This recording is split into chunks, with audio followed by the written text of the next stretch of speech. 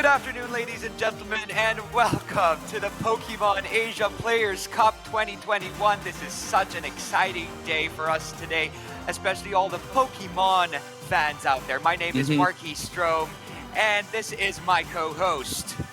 I am JJ, and I'm just really stoked to be part of here. It has always been my dream to be part of a broadcast of an official Pokemon tournament, and here we are, living the dream. Well, I mean, of course, I'm also excited about, casting the tournament, seeing the tournament, but I'm just really excited to be, and really stoked to be here at the desk. Yes, exactly. It's such a crazy experience because, we have actually been playing Pokemon since we were very, very young, and it's always been a dream of both of ours to be an esports caster for the Pokemon Company. And, it's great that we're here with you all today.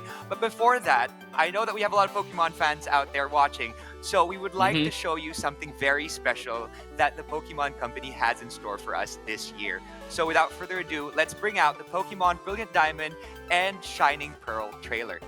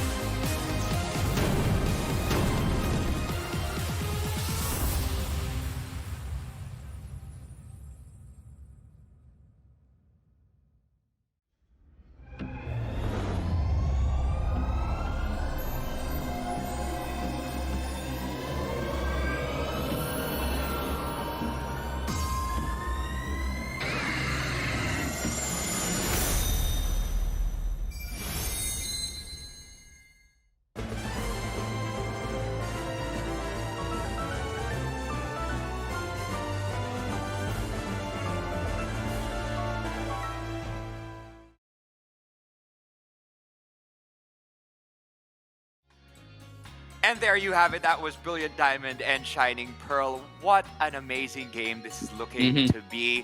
It is one of those things that is so nostalgic for all of us Pokemon trainers, especially the ones who played Diamond and Pearl. It's like a great remake that has upgraded most everything. And that awesome Manaphy in the end as a gift, that's just something also nostalgic from the past. So, JJ, how do you feel about that trailer? Well, it is, Diamond and Pearl in the Nintendo DS is actually one of the first Pokemon games that I've ever played. I'm still that young to have that as my first game. Just went on and played, the previous games after. But it was really nostalgic. I'm really happy that I'm going to be able to see it in brand new graphics, in a remake. We're here. We're basically here almost a decade, or even no. It's more than a decade that we've last seen Pokemon Diamond and Pearl, and now as Brilliant Diamond and Shining Pearl, I'm just really excited to play it this year. It's gonna be coming out on November 19th, so I hope we could just fast forward the dates going into November 19th so we could play it immediately. You know what, JJ? Your first game was Diamond and Pearl. My first game was Sword and Shield. No, I'm just kidding. You're making me feel old. I started in actual Green and Red, the very first games in the franchise. I started at 12 when Ash was 12. So it's such a great experience just seeing all of these games come to life as it goes along. And without further ado, when will this game be released, JJ? Right. So, as I mentioned, it's going to be released on November 19th. So, just really fascinated about this game. I hope we get to see it getting released, and really hope that we fast forward to November 19th as well, so that we could play it immediately, maybe even now, hopefully. Yes, hopefully. And with that, there is actually another game that's coming out early next year. So without further ado, let's show them the trailer for Pokemon Legends Arceus.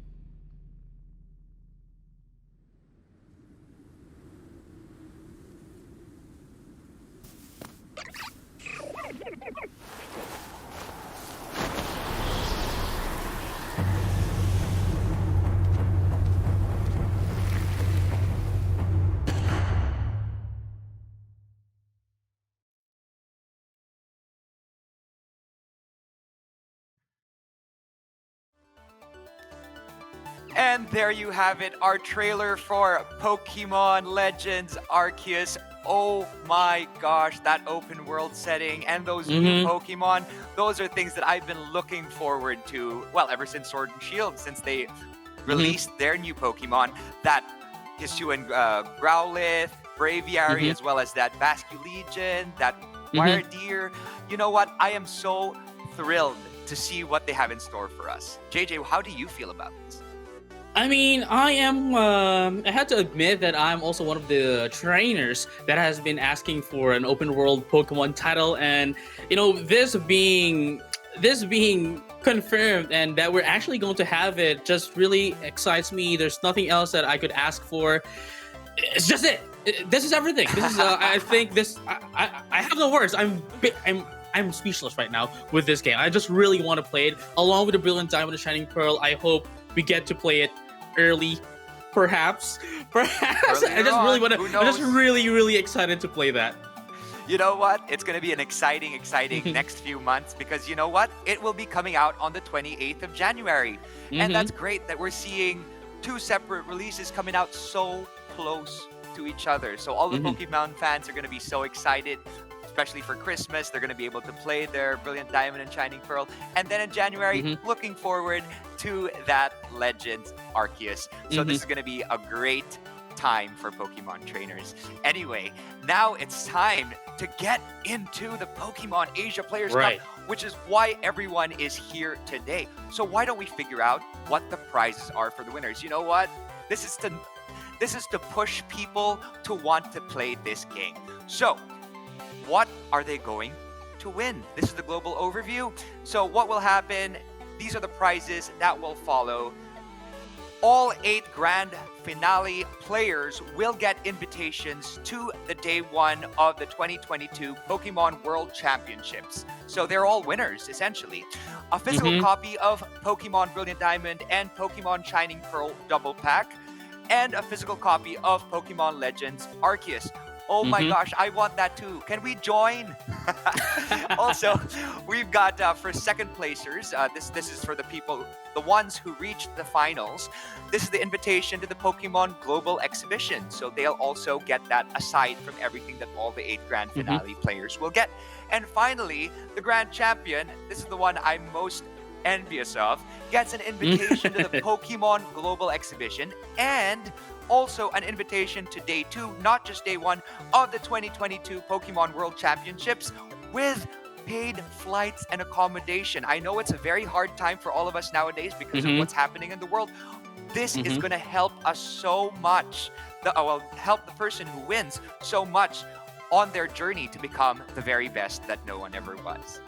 Right, but I just like to deep dive into what the Pokemon Global Exhibition is. So a lot of people might not know what Pokemon Global Exhibition is. Essentially, this is an invite-only tournament by the Pokemon Company, the Pokemon Company International, and Pokemon Korea in celebration of 25 years of Pokemon. So it will feature 8 players coming from the entire world, coming from Pokemon Players Cup 4, which recently just happened.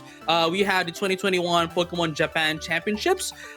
There's also going to be players coming in from the Pokemon Korea's 2021 Pokemon Trainers Cup, and of course, as we just mentioned, 2 of the players that are coming up from the Pokemon Asia Players Cup, which are the second placer and the grand champion for this tournament, and that is going to be our prizes for this tournament. Again, this is so exciting. Yeah, this is really exciting, and this is just the essentially the World's Qualifier tournaments for Southeast Asia. And talking about the format, we've had week 1, 2 weeks rather, of qualifiers, and then now we are on the grand final. So whoever won the respective regions is now part of the top 8. So everyone who's going to be playing today in our tournament of the grand finals are essentially, getting those day 1, just like you mentioned. So our format here are 8-player top cut. We are going to be playing on single eliminations best of 3 and on series 9 format. And for those coming in, the players playing here are coming in from Taiwan with 2 players. We have Thailand, 2 players as well. Malaysia, Singapore, Philippines, and Hong Kong will only be able to bring 1, however. So the reason for this is that we actually have a rule here that the two regions that have most check-ins of registrants, right, would get 2 slots instead of 1. So fortunately for Taiwan and Thailand, they were the regions that had 2. That had the most check-ins so far, and that's why they're getting 2 slots each, while the rest of the Southeast Asian regions only gets 1. And that's what we have for our format. And now let's take a look at the qualifiers, the top 8 that are going to be playing in our tournament. Very exciting, very exciting. Why don't we start with JJ? Let's start introducing our top 8. Right, so for our first one, coming in from Malaysia, it is going to be Kevin. Next up is from Singapore, we have Brian Zhou. And from the Philippines, it is going to be Jeremy Lewis. From Hong Kong, we have Chung. And for Taiwan, this is going to be the first one. From Taiwan, it is going to be Zong Zhou. And next up, also from Taiwan, we have Jin Wei. And the first one coming in from Thailand is going to be Chaiyawat Traiwichcha. And the second one coming in from Thailand is Jirawiwat Thitasiri. And we're very, very excited to see what they have in store for us today. Right, JJ? Right. And let's move on to the bracket. This is what we're going to see in the first quarterfinals round. Obviously, we don't have the semifinals yet, but we're going to let you know what we're going to start off with. So for the first round, we're going to see Zong Zhou versus Jeremy Lewis of the Philippines. JJ, would you like to say the next round that we're going to see? Right, of course. It is going to be Jirawiwat Thitasiri versus Chung.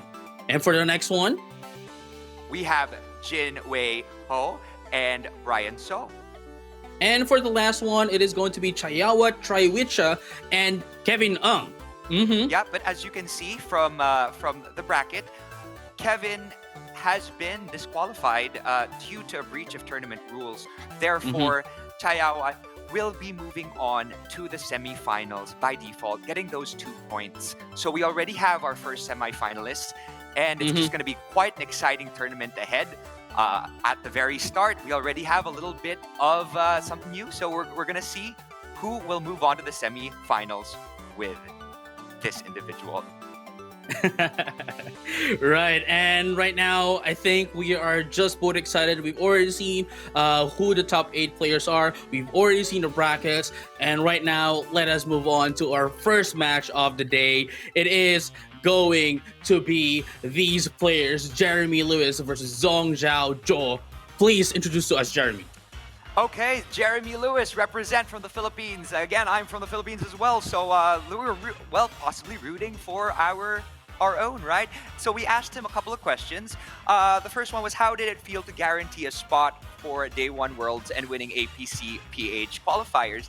And they actually respond by saying it was very unexpected, and they're very excited to represent the Philippines in the grand finals. Also, this is their first time that they were able to reach any point in this tournament and any other tournament. They have not had any specific wins in the past, but they're excited to possibly win this tournament. How about the other side? Right. So, Zong Zhou here is we haven't really got any information that much with these players, but you know what's really interesting here is that even if we don't have a lot of notable achievements for these players, they are part of the top 4 from Taiwan Regional League VGC, which is one of the first tournaments by the Pokemon Company here in Southeast Asia. So that says a lot compared to Jeremy that still don't have any yet. So let's find out how they're going to be fair with each other. Let us show the teams that they're going to be bringing in this game. Okay, we've got that Galarian Moltres. Watch out for that Fiery Wrath, which flinches and hits both Pokemon. There's the Berserk ability that we're always looking for, possibly a weakness policy on this. Who knows? We also have the Regieleki, with that Thunderbolt, and who knows, a possible Volt Switch with that Transistor ability that could potentially cause some serious damage. We've got the Spectrier, which is coming out as a utility. Regi Steel Tank could possibly be utilized as a body press user with that Iron Defense synergy, and that Landorus Therian form with that Intimidate Pivot I mean, let's see if that will actually happen in this particular situation. And finally, for setups of Light Screen Reflect. And let's not forget Thunder Wave for Paralysis. We have got that Grimmsnarl. What an interesting team this is looking out to be. Why don't we check out the other side? Right. So for Zhou here, also known as Chaiyawat, which is that is the name that they're most known in the community. So we'll be referring to them as Chaiyawat from now on. So they have the Venusaur, they have the Sakataka, they have the Rapid Strike Urshifu, they also have the Torkoal, they have the Indeedee female, and they also have the Thundurus. So what's really interesting here is that they have a very offensive Thundurus here, although it doesn't have defined ability. So that is something really interesting to look forward to. But we also have the Venusaur here. Essentially, this is the standard Sun team in this format that we see a lot. There's also the Stakataka. That is quite a huge counter into the Trick Room that could be used. And of course, we have the Redirection utility coming in from the Indeedee female with the Psychic Surge as well to prevent any priority pressure from the enemy team. So here we have it. These are the teams that we have in our first match. Are you excited, Marky? Oh, I'm always excited. I'm very, very excited, especially to see how the Philippines fares in competition with international matches. So let's get into this. This is quite an interesting match between these two, and let's do this. And here we have it. We are going to be starting our game now. Chaiyawat is going to be sending out the Stakataka and the Indeedee female, both which are shiny Pokemon, and into the side of Jeremy, also known as Firaja, is going to be sending out the Landorus Therian form and that of the Reggie Elecki. Let's have a champion time. So immediately on into our first leads. Definitely, we might be able to see here a follow me into the Trick Room just to be able to get the speed control from the side of Chaiyawat, but into the side of Jeremy, of course, Firaja, they might just be able, they just might need to get the speed control immediately, maybe take out the Stakataka immediately, and from then on, get the speed control and have the advantage over the attacking end. There you go. There you go. So they're setting up, they're looking for what exactly they're going to do to get in charge of the game. Again, this is Firaja is about to start this game out. So let's see what happens. We have got a Dynamax Pokemon. We'll see what this is. Right, and it looks like it is going to be the Dynamax Landorus. So if they're going to be attacking the Stakataka, is really going to be quite detrimental, as this Stakataka actually has Shuka Berry, so it will decrease the ground type moves that is going to be hitting this Stakataka. Okay, and as we see, the Indeedee just did follow me, so that redirecting all the damage to it. Let's see here, we have Gilecki Volt switching out and causing a little bit of damage to that Indeedee. It knows that there is a potential for that Indeedee to set up some scary traps for everyone on that field. Now, we've got that Registeel coming out in place of that Regieleki. Also a shiny Registeel, so we've got a bunch of shinies on this field. Now, we have seen this Landorus take down this... Oh, wow, and it raises the special defense of both Pokemon. Let us see here. The Indeedee has fainted. It is now off the battlefield. It has been able to, Firaja was able to take out that Indeedee and also have that Stakataka put up that Trick Room. Right, so this is what's really going to be, I guess, bad here for Firaja, right? For Jeremy, just to allow this Trick Room to come out from the side of Chaiyawat is going to be quite detrimental for the side, especially that they won't be able to take in the speed control here. That's also one of the reasons I believe why they switched out the Regieleki, because if they're going to be, reducing their speed after the Trick Room, before the Trick Room comes out, then they'll be the one benefiting from it. But we are going to be seeing the next Pokemon here from the side of Chaiyawat, which is going to be the Venusaur. So we might see a possibility of that Torkoal coming out from the back as the last Pokemon. Now Jeremy here needs to be able to take down this Venusaur, because if not, then they are just going to stretch it out to stall in, get the Trick Room out, and from there, of course, get the speed control once again with the Venusaur under the sun. Yes. And let's see what happens next. Again, we have 4 Pokemon still intact, relatively on Jeremy's side. So let's see if Zhou is able to take control of the situation. Now, we'll find out what exactly happens next. Here we go. We've got another Dynamax Pokemon on the other side of the field from Zhou. Just to take control of the situation, let's send out a Dynamax Stakataka. In that Trick Room, it's going to be quite speedy, and we will see what it is able to do versus Jeremy's side of the field.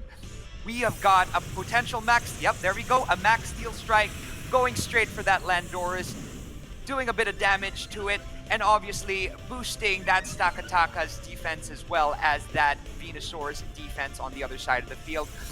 Registeel uses Iron Defense to boost its defense. Obviously, we have that Registeel with a potential body press that will use that to its advantage. Sleep Powder from that Venusaur, putting that Dynamax Landorus to sleep, leaving it. Oh my gosh, what will happen next? So I really like what Chaiyawat actually did here, knowing the fact that they already have the speed control. They made sure to make use of the max Steel Spike to increase its defenses, their defenses, just to be able to stall up and bulk themselves up from the attacks incoming from that of the Landorus, but also getting in that Sleep Powder against the Landorus, essentially rendering the Dynamax form useless from getting any attacks. And now, since Jeremy or Firaja already acknowledged this, they just went in, okay, you know what, I'll just bulk myself up, I'll go for Iron Defense, make my Registeel as bulky as possible so that I would be able to last attacks coming in from Chaiyawat. Yes, and that Venusaur has come out from the side of Zhou, and now there's that Torkoal setting up that drought. Let us see if it's setting up that drought probably for that Venusaur to come out in the next turn, possibly a Max Steel Strike, hitting that asleep Landorus for a bit of damage, and rendering that Dynamax Mon basically useless, and also boosting that defense for that Stakataka and that other side of the field. That Amnesia also boosts that Registeel's special defense sharply. So it is an ultimate tank at the moment, but that, that Landorus has gone to sleep, and it's back to its original form after those 3 turns. So let's see what happens next. Right, so at this point on, Landorus may or may not actually wake up from this turn, but at this point, I think the best thing here for Firaja is just to set up this Registeel. Of course, it's currently at currently at +2 on defense and special defense, and of course, as bulky as it gets, the stronger the body press is going to be against their opponent. But at this point on, if they're not going to be able to get the speed control, I think they are still going to be on the disadvantage, even if the Registeel can get as bulky as possible. But right now, we are going to be seeing the attacks here coming in from Chaiyawat with a Max Flare into the Registeel, getting a boosted Max Flare as well from the drought, sunny weather from that of the Torkoal. And that took down that Registeel after all those boosts. Oh, it was not worth it. That Stakataka took it down. But you see here, we've got an eruption coming from that Torkoal from Zhongchao's side, hitting that Landorus and actually taking it out as well. So on the Firaja side, we've got that Landorus and that Registeel are out. And who will be coming out next? It is going to be the Spectre and the Regieleki at the back. So right now, we can see that, Chaiyawat here, Zhou, still has the advantage. There's still the Trick Room up, I believe, for one more turn. And the thing here is that, Firaja could do, I guess, a double protect. Spectre doesn't have any protect here. But at the same time, Regieleki could only reduce its speed, but at the same time, if it's going to reduce the speeds of the Pokemon from the side of Chaiyawat, it's just going to benefit from it. But look at that, it is going to be going on for a protect, but Spectre, though, needs to get a Will-O-Wisp against this Takataka to reduce its attack, but it doesn't matter, as Gyro Ball is going to take it down! Spectre is down from that Gyro Ball. It got that Beast Boost, of course, raises the attack of that Stakataka. That Stakataka is steamrolling that entire Firaja team. Regieleki is back in place, though, because that Trick Room has come down again. So we've got Regieleki on Firaja's side. That was their only chance now with that Regieleki. Ooh, this is an exciting battle. What do you think, JJ? I mean, definitely for the first game of the tournament, right? I think this is a pretty good showcase of power that these players have. So I'm really excited how Jeremy is going to be able to adjust into game number 2, as right now it looks like all the advantage is on this side of Chaiyawat. But here we come, the Heat Crush is going to end it now for Jeremy, and they're going to be taking game number 1 in our first round. But that was a very intense first battle. What did you think, JJ, about that battle? It was such an exciting match or game. Right, yeah, definitely. So the thing here is that, Jeremy allowed the Stakataka to set up, with the redirection coming in from the side of Chaiyawat, right? With the immediate follow me, of course, allowing the Stakataka to get the Trick Room, and Jeremy wasn't able to, I believe, take down wasn't able to take down the Ndidi female, and from then on, the Stakataka just rolled out. They weren't able to stop. It literally went and it got rid of every single one of them. It even utilized the sun. It even utilized the sun. It did wonders and took down that Reggie Steele that was had already boosted itself a little bit defense wise to be able to do some intense attacks. But let's just see what happens in the next round or the next game to find out if Firaja has a chance to turn the tables. Right, and here we go. We are now on game number 2. Starting off with a different lead from Chaiyawat, it is going to be the Thunderous that's really offensive but doesn't have Defiant, and of course the Rapid Strike or Shifu. But for the side of Firaja, it is going to be the Landorus and that of the Regieleki. Let's have a champion time. So here's the thing though. I believe Chaiyawat. Game 1 leads for Chaiyawat was really good. It worked out pretty well for them. But if they're going to be changing it now, I believe they have something at the back of their mind. For Jeremy, however, it is going to be quite fortunate for them, as they're not going to be, going against that follow me Ndidi into the Sakataka anymore, and so they would be able to maybe get the speed control in this turn, on turn 1, just to be able to get the advantage, offensive advantage against Chaiyawat.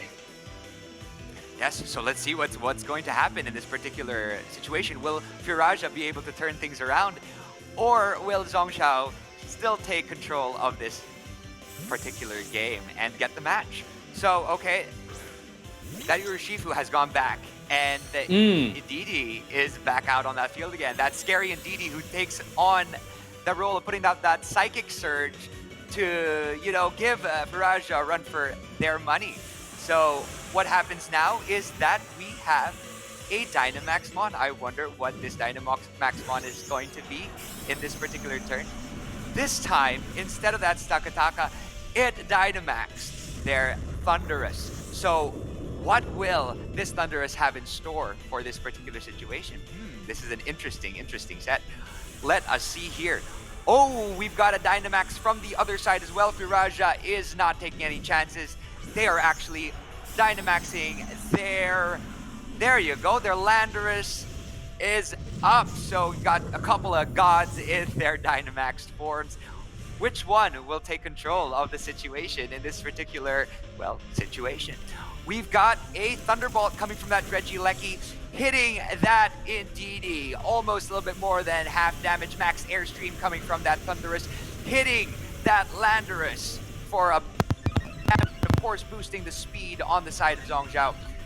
There we go, a little bit of a speed boost on the other side, and a Max Rockfall that's going to do quite a bit of damage to that Thunderous. Ooh, hanging on by very little on Zong Zhao's side. Very, very little. And of course, putting out that Sandstorm. That Sandstorm could potentially, with residual damage, take out that Thunderous. And there you have it. That Dynamax Thunderous is down.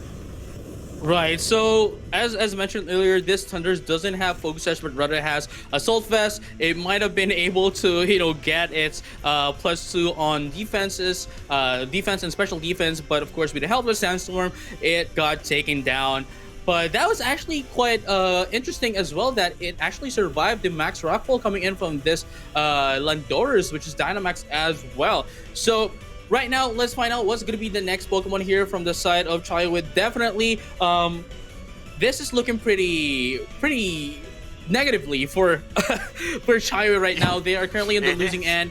They are being made to run for that for their money, and right now Firaja is currently into that of the advantage. We are going to be seeing the Urshifu once again, but this Landorus can just take this one out, of course, and of course this Regieleki can also take down this Urshifu as well. So even with a +1 though into the side of Chaiyawat, the one with a +1 is the Indeedee female. So what it could do here is go for Follow Me, I guess, but it would still get KO'd from one of the attacks from the side of Firaja. But instead it goes for the Helping Hand. It did. It went for the Helping Hand. It helped that Urshifu doing that Aqua Jet and taking down that Landorus. Oh my gosh. Both Dynamax Mons are down before they even got back to original form. And there you have an Electro Web doing some serious damage to that Urshifu and also a bit of damage to that Indeedee, while also lowering the speed on the other side. The Sandstorm has also befettered both sides of the field. So, oh wow, are we taking down that Indeedee? Nope, it's hanging on for dear life. Right, so I really like what happened here. They proved me wrong. They don't need the speed at all. They don't need the speed disadvantage, as of course I actually forgot about that Urshifu, bringing down this bringing down this Aqua Jet. So with the Helping Hand, of course, it's going to get a boosted attack, and from there they were able to take down this Landorus, which is quite proving quite a threat against the side of Chaiyawat. But right now Jeremy still is on the advantage, but at the same time, this Spectre is bringing in the safety goggles, and it's not going to get affected by that of the by that of the Sandstorm. But right now, Chaiyawat is going to be switching up with that Venusaur. Okay, there we go. We've got the first attack from that Regieleki. We got a Shadow Ball hitting that Venusaur for a bit of damage. The Expanding Force coming from that Indeedee, hitting both sides of the field and doing some serious damage to that Regieleki. And of course, getting that residual damage from that Sandstorm. That Sandstorm is not playing games with any of these Pokemon. Although it has taken down that Indeedee, it was there for the kicking and did it. So hopefully it's able to continue going on Zong Zhao's side. We've got Urshifu coming back out. Right, and I mean it's quite interesting that Jeremy actually didn't target the the Indeedee at that turn, as it was almost guaranteed to get KO'd. So I guess that's the reason why, with the help of the Sandstorm. But at this point on, it looks like Zong Zhao is retiring from this game, and we are going to be seeing a 1-1 for our first game. Really exciting matches. Yes. Jeremy Firaja was able to adjust from game number 1 going to game number 2. Zong Zhao, however, Chaiyawat, I think they need to go back to their strategy on game number 1, allowing the Sakataka to get the Trick Room and basically, get the speed control from turn number 1, and from there just steamroll once again. I think that game changer was that Sandstorm from that Landorus. It helped give that residual damage and really take down the Pokemon on the other side before allowing them to set up in any way. So it was a fabulous job for Firaja. And this is very exciting. I'm always very excited when it's one aside, because you only find out who wins after the third game. And we find out the match winner after this. Here it is. The final game, Landorus and Regieleki is going to be the first one. The leads right now for the side here of Oh wow! For the side of Jeremy, actually, we are changing our perspective. We are playing from the perspective of Chayo right now, and Chayo is bringing up the Stakataka and that of the Indeedee once again, just like what happened in game number 1. Let's have a champion time.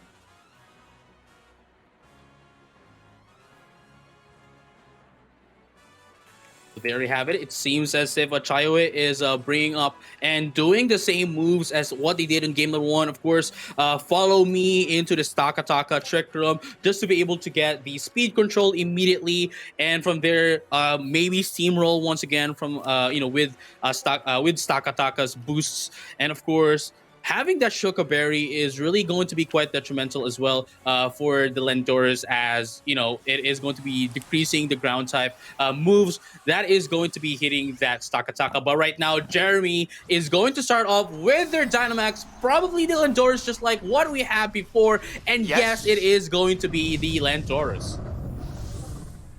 So that Landorus is now Dynamaxed on that side of Zhong. And let's see what they have in store for us now. Here we go. Follow me. Sent out by that Indeedee.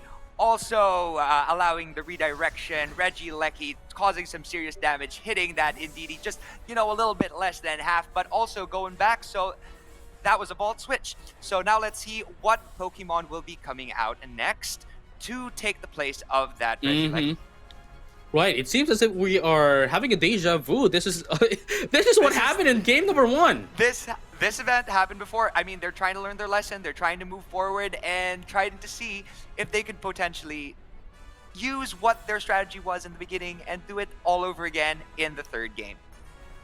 Right, but I mean, if that is the case, then Firaja here would be on the losing end if we're going to be, having a repeat of the history, allowing the Stakataka to, get a trick room, get the setup. But right now, yes, we are definitely seeing the same thing as earlier. Yes. They are trying. Firaja is trying to do exactly the same thing. Again, we've got that max move by that Landorus, hitting the other ones on the other side and boosting them for a little bit. Indeedee going down. Landorus taking a little bit of residual damage. And let's see what happens here with that Stakataka who puts up that Trick Room. Oh, we remember what happened last time with that Trick Room. Who knows if that potentially could cause that Stakataka to continue to boost itself to take down that Firaja for what it's worth. And there you go, that Venusaur is out.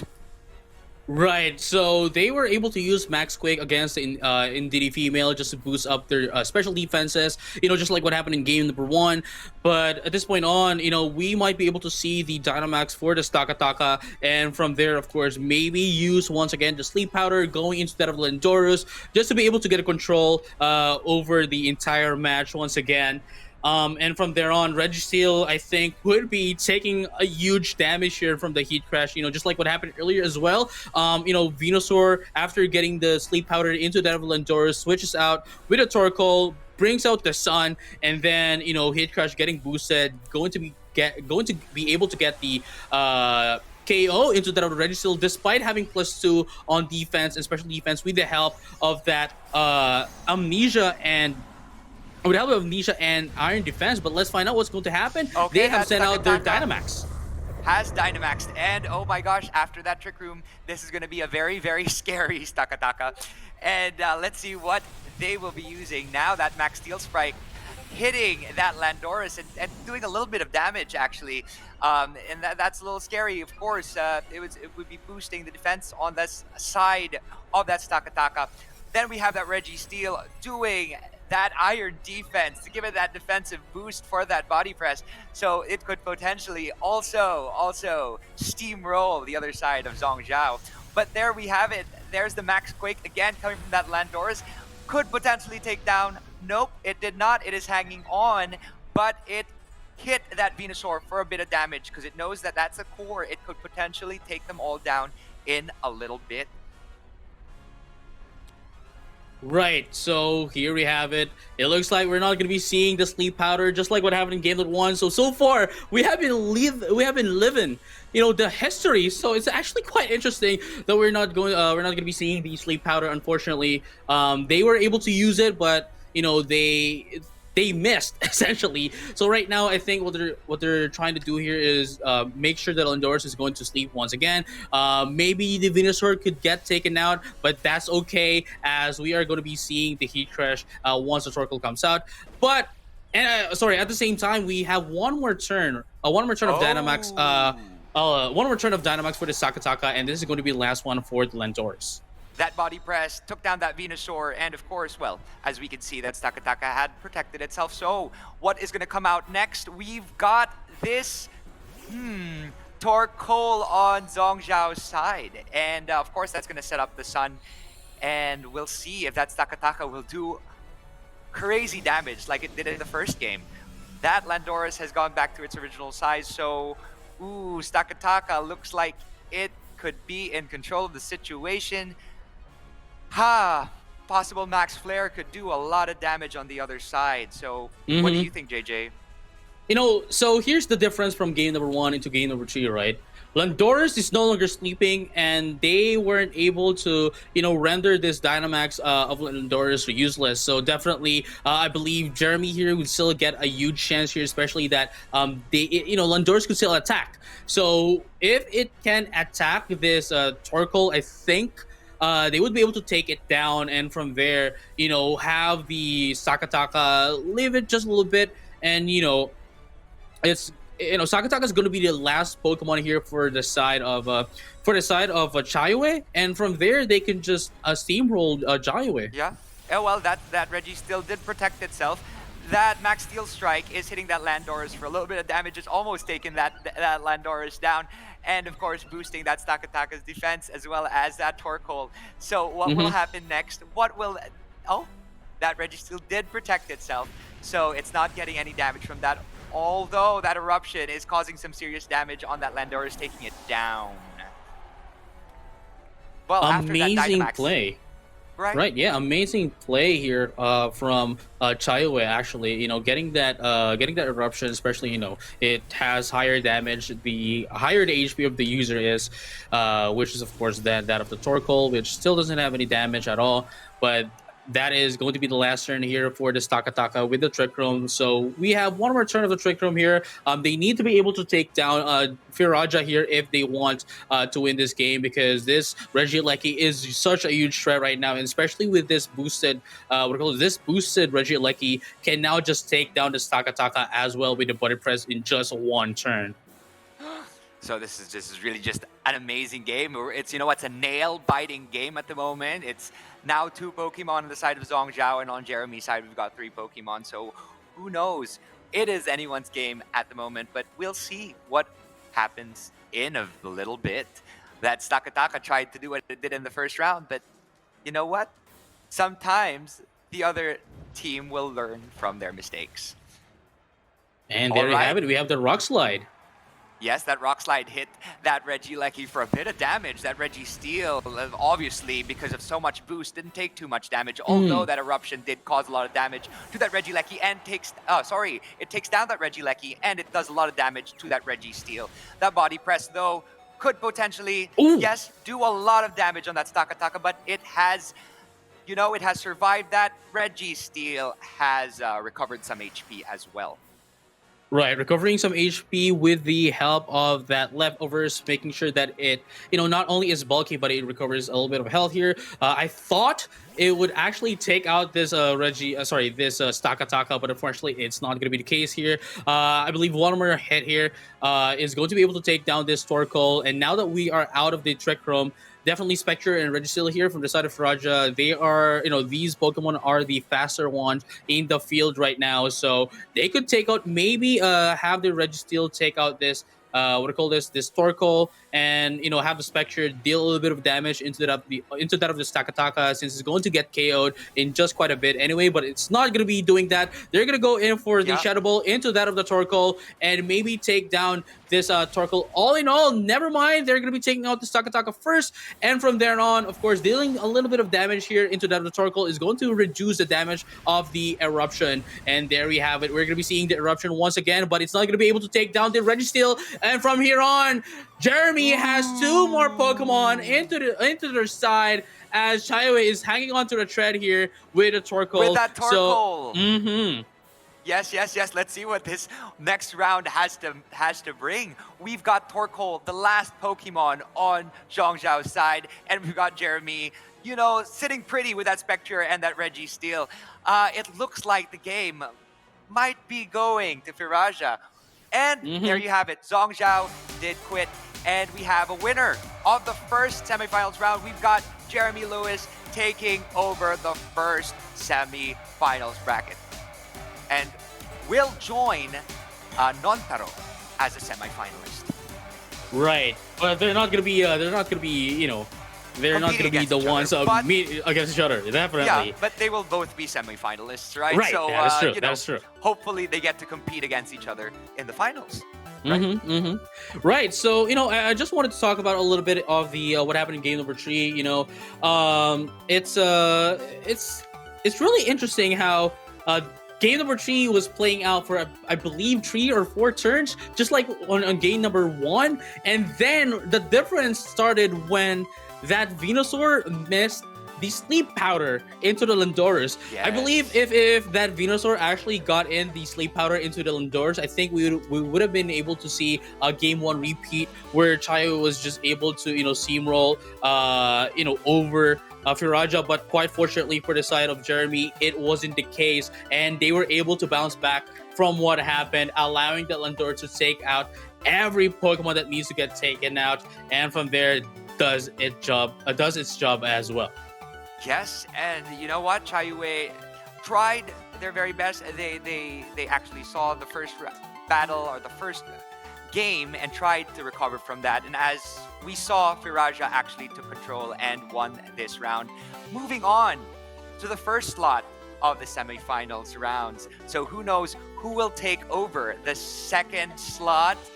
Coming up after this, we've got Jirawiwat, Thitasiri versus Chung in the next quarterfinals round. So we will be right back for more Pokemon action only here at Pokemon Asia Players Cup. Don't go anywhere. We'll be right back. See you then.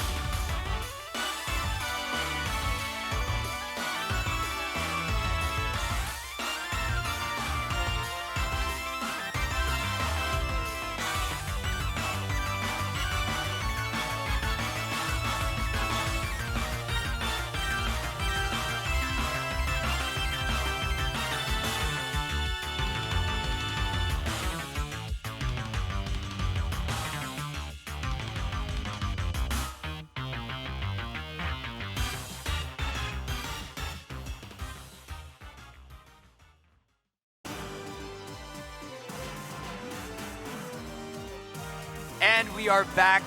That was an amazing, amazing match one.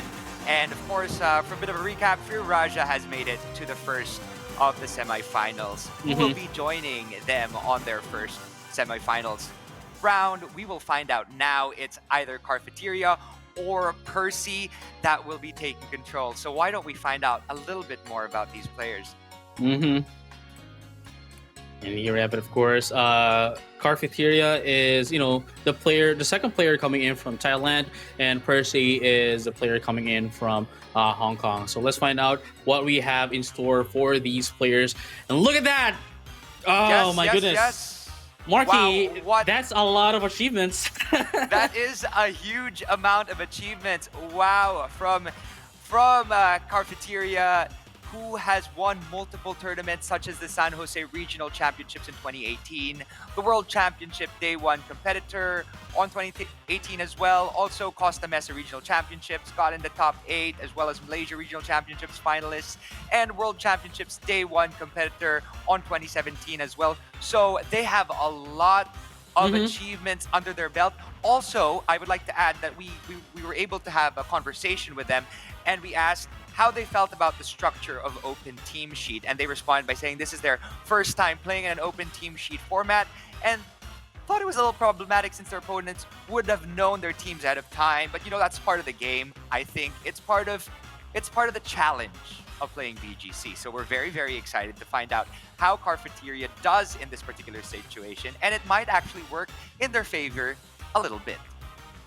Right, and now I would just like to add in as well before we head into Shiu here. Jirawiwat here, this is winning this top 2 in the Thailand qualifier, right?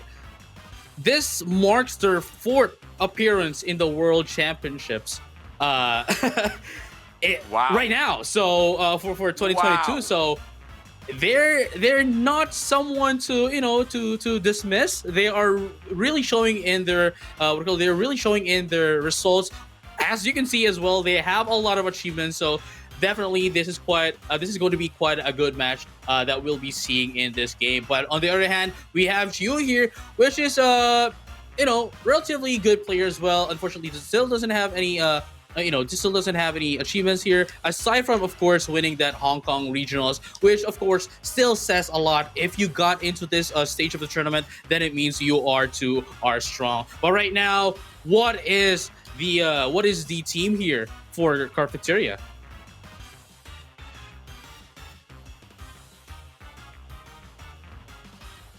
Right, so it looks like here we have it. Our team for Cafeteria, it is going to be Reggie Alecki, Glacier, Urshifu, Spectrier, Rillaboom, and Clefairy. And what's really interesting here is that this team is pretty straightforward, as this is a hyper offensive team. They're not they're not using Reggie Alecki as Pokemon to not a Pokemon to use as a utility, but rather to use as an attacker. We have a Spectre here, not as a utility as well. Doesn't have those Will-O-Wisps or any taunt. Will-O-Wisps there.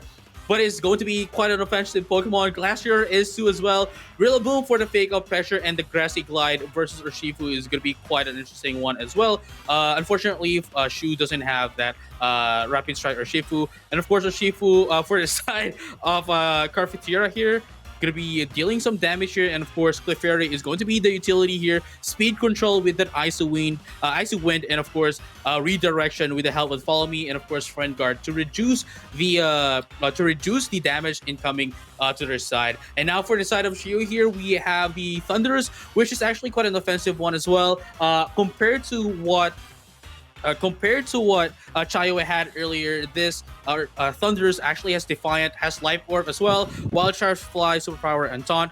It's still a Sun team, of course. There is the Venocole here, and of course, at the same time, we have a Redirection and Trick Room user as well here in the form of Cresselia, having that Cassie Berry to reduce damage coming in from Ghost type moves, and of course, Taka as another TR counter as well. Doesn't have a Trick Room in this case, just wants to put it out once the Cresselia actually sets up the Trick Room. So without further ado, I think we have took note of every Pokemon here. I think we are now ready to get into the game. Marky, We are. you We're were gone sorry. for a while. I was gone for a bit, but we know that's what happens when we're working from home and we're not able to be performative in that nice, beautiful Taiwan desk that they showed us a while ago. But you know what? It happens. And that's how life works, right? And obviously, that's how we're going to see what happens within the next game. So thank you so much, JJ, for taking control of that situation. Right, and man, we are just ready to get into our game. This is game number 1. It is going to be Shiu, Chung, and Jirawiwat, Thitasiri. Let's have a champion time. So as I mentioned earlier, it is going to be the Sakataka and Cresselia leads here just to be able to get in that trick room, maybe just like with what Chaiyawat did. Set up the trick room, have that Sakataka actually steamroll over. And for the side of Quarterfinal here, they are using the Regieleki and that of the Clefairy, maybe wanting to have that Regieleki be set up and deal a lot of damage immediately from turn 1 while intaking a little bit of a damage with the help of the Friend Guard. Ooh, there we go. We've got the Regieleki. It's up. It's a Dynamax Mon in this particular situation, and that is on Quarterfinal's side. Regieleki could potentially take control, although on the side of Percy, we have got a Dynamax Mon coming up. I think with that ball, looking at that ball, it's going to be that Sakataka. Let's see it come up. We've got 2 Dynamax Mons on the field at the moment. Let's see which one takes control of this particular situation. We've got some crazy moves in hand at the moment, although that Clefairy starts off by helping hand with that Friend Guard as well to boost a little bit of that defense. We've got Max Lightning hitting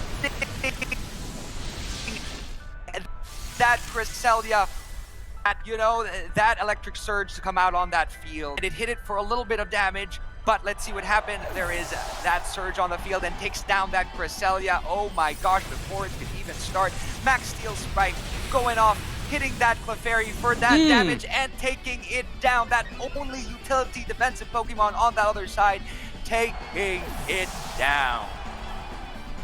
So definitely at this point on, Clefairy already has done its job, just to make sure that Clefairy has done its job, and Regieleki is now going to be able to deal a lot of damage now, especially with the help of Transistor ability, and of course, it also has the Magnet item, and with the Electric Surge as well, Electric Terrain, right? It's going to deal a lot of damage now, since it also has, Rising Voltage, it has a Volt Switch and Electro Web, so it could just proc in a lot of damage going against Percy here. And now they're going to be bringing out the Venusaur and the Urshifu for the side of Quarterfinal. So let's find out how this is going to be faring. Urshifu could go in for Surging Strikes here, going into that of going into that of the Sakataka, just to get a lot of damage, since it is definitely weaker, with Aqua Jet or maybe Surging Strikes. But for the side of Shiu here, of course, they have that Venusaur maybe in waiting that Torkoal from their side. So let's find out what's going to happen here, as Cresselia is now down.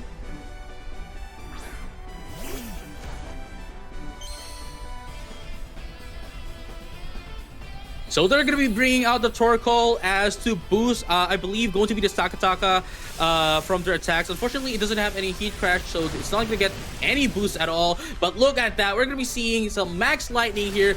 Huge damage into that of the Sakataka, dealing a lot of damage. But look at this. Surging Strike might not just be able to take down the Sakataka. It's going to be able to survive just a little bit.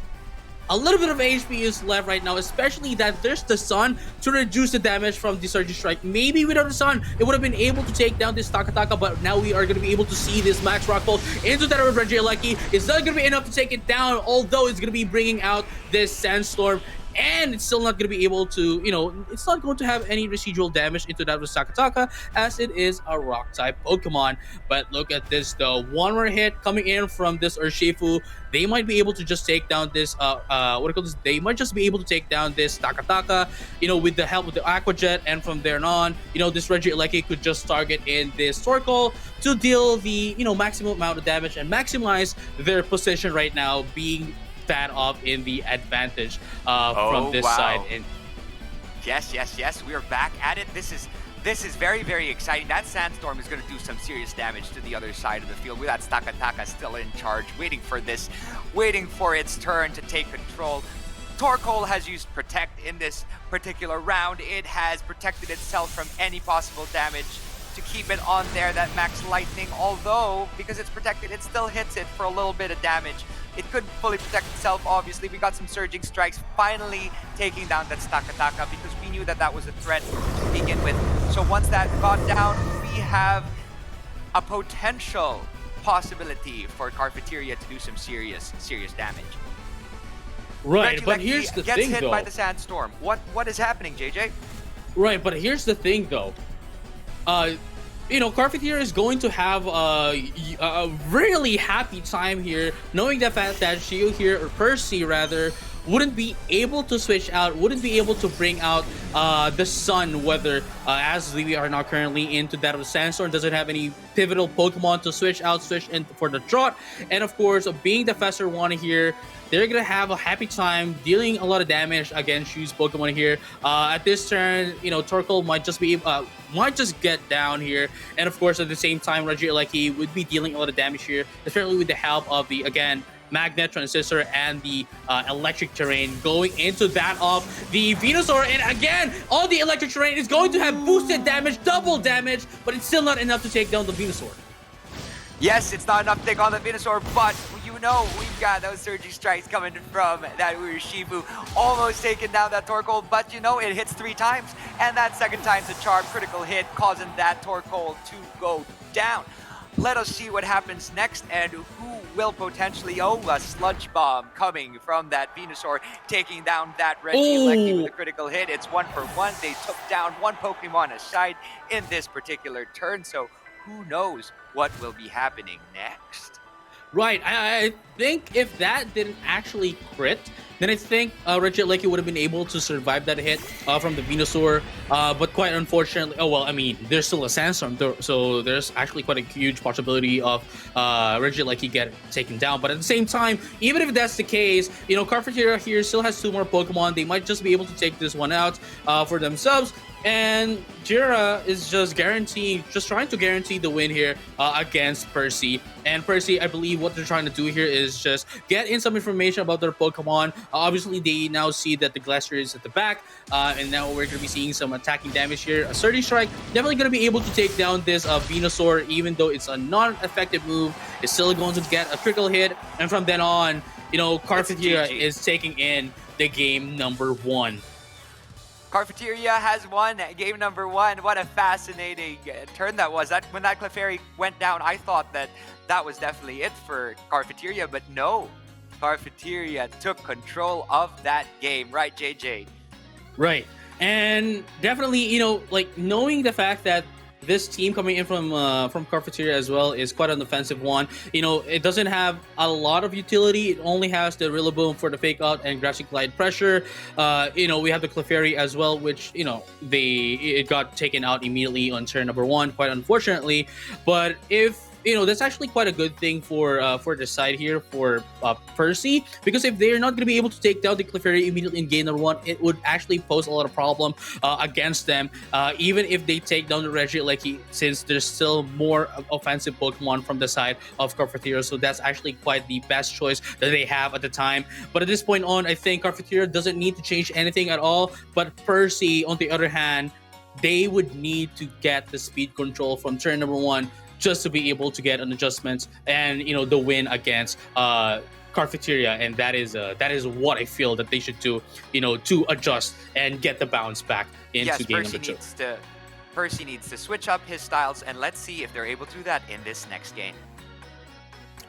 Right, and here we have it. Game number 2 is now starting. Percy is going to be bringing out the Venusaur and the Cresselia instead for this one. And for the side of Carfeteria, they're not going to be changing up anything at all. They still have Regieleki and Clefairy at the lead.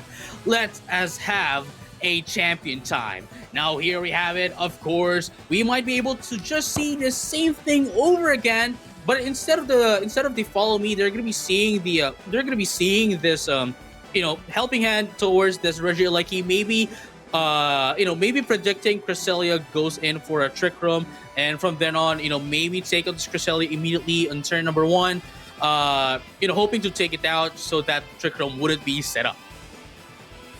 Yes, let's see here. Let's see how they start this out. We've got Quarterfinal taking on its first Dynamax Pokemon. Most likely this one coming out will be that Regieleki. And to take control of the situation, they have come out with that Dynamax Mon. What will potentially be that first, Max Lightning? Possibly on that side, but waiting, because on the side of Percy, we've also got a Dynamax Mon coming out. And there you go. We've got a Dynamax or a Gigantamax Venusaur. That Sun team is going to possibly take control. Let's see if that is what the strategy Percy is going for. We've got Clefairy using Helping Hand, just given that Regieleki a little bit of a boost with a little bit of an ally switch from Cresselia on the other side, just in case there is damage to that Gigantamax Venusaur. Oh my goodness, that was quite a read coming in from Percy, knowing the fact that Cresselia is gonna get targeted. They went in for an ally switch, and from there, redirected the attack, going into the Venusaur, knowing that it would survive anyway at all. But look at this, Max Quake is gonna deal a lot of damage into that of the Regieleki. Yes. That special defense has rose on the side of the Percy for both Pokemon. Let's see, just give him a little bit of that bulk. But JJ, what do you think is going to happen in this next turn? This looks very, very exciting. Right, this actually looks very dangerous for Quarterfinal because of that ally switch and the Max Play coming in from the Gigantamax Venusaur. They just essentially made sure that Venusaur is going to be able to last one more turn, one more hit from this Regieleki, despite it being very boosted with the Magnet and Scissor and the Electric Terrain, even on Helping Hand. So it will allow itself to just get an attack here, and quite unfortunately, we're not going to be seeing another ally switch, but it's still going to be enough though with the +1. And now going into +2, but it's going to be able to take down this Regieleki from the side of Jirawiwat or Quarterfinal. Yes. That Regieleki has finally gone down before being able to go back to its original form. And we've got a special defense boost, obviously, from the other side. But you know what? That Regieleki did that damage that was required of it. So let's see if they are able to come out of that alive. We've got that Cresselia who put up the Trick Room. That could probably cause a little bit of a struggle on the other side.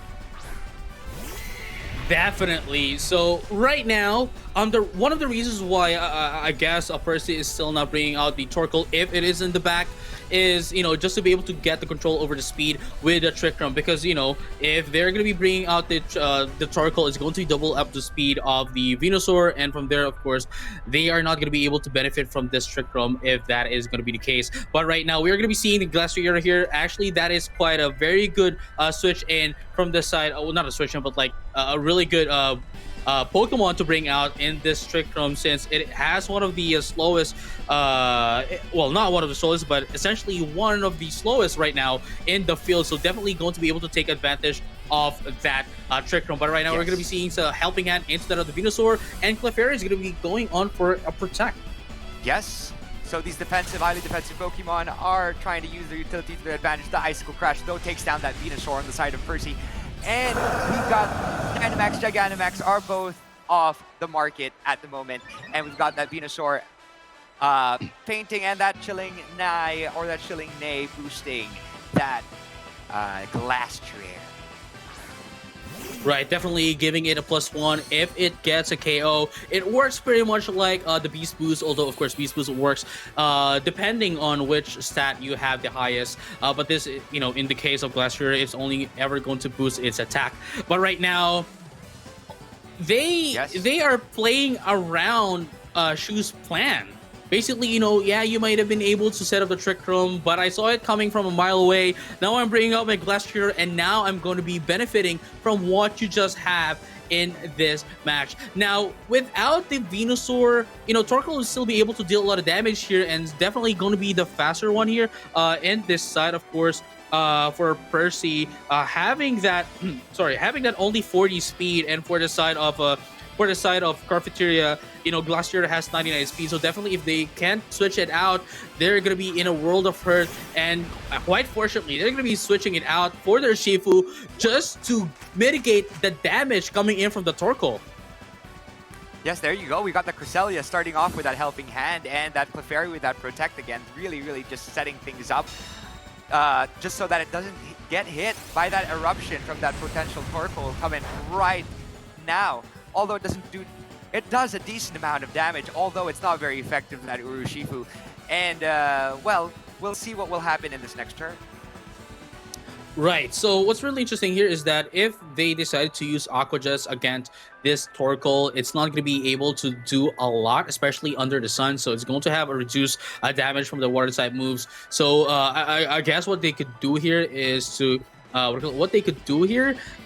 stall out the Trick Room, regain the speed control, and from there, attack Percy from then on. But of course, with that Friend Guard, they're going to be helped out to reduce a little bit of damage here, mitigate some damage coming in from the Torkoal. But here we have it. It looks like the Torkoal is going to do some attacking moves once again. Yes, that was a Protect coming in from that Urushifu. Just, that it survives for this next round. We've got that Eruption again from that Torkoal, hitting that Clefairy for a lot of damage, actually taking it down. That Friend Guard is no longer in play, and it is gone. It is gone. Now, well, the electric terrain has gone, so we'll find out what exactly will happen within the next turn. We'll go back to JJ. So that Glastrier comes out, and let's see here. Okay, we've got a potential attack from that Glastrier and that Urushifu, so it's two on that side. So JJ, what do you think will happen?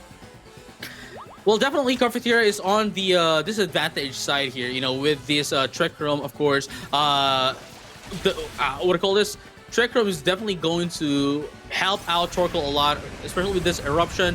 Probably going to be able to take down both of the Glacier and that other Shifu, and definitely it did.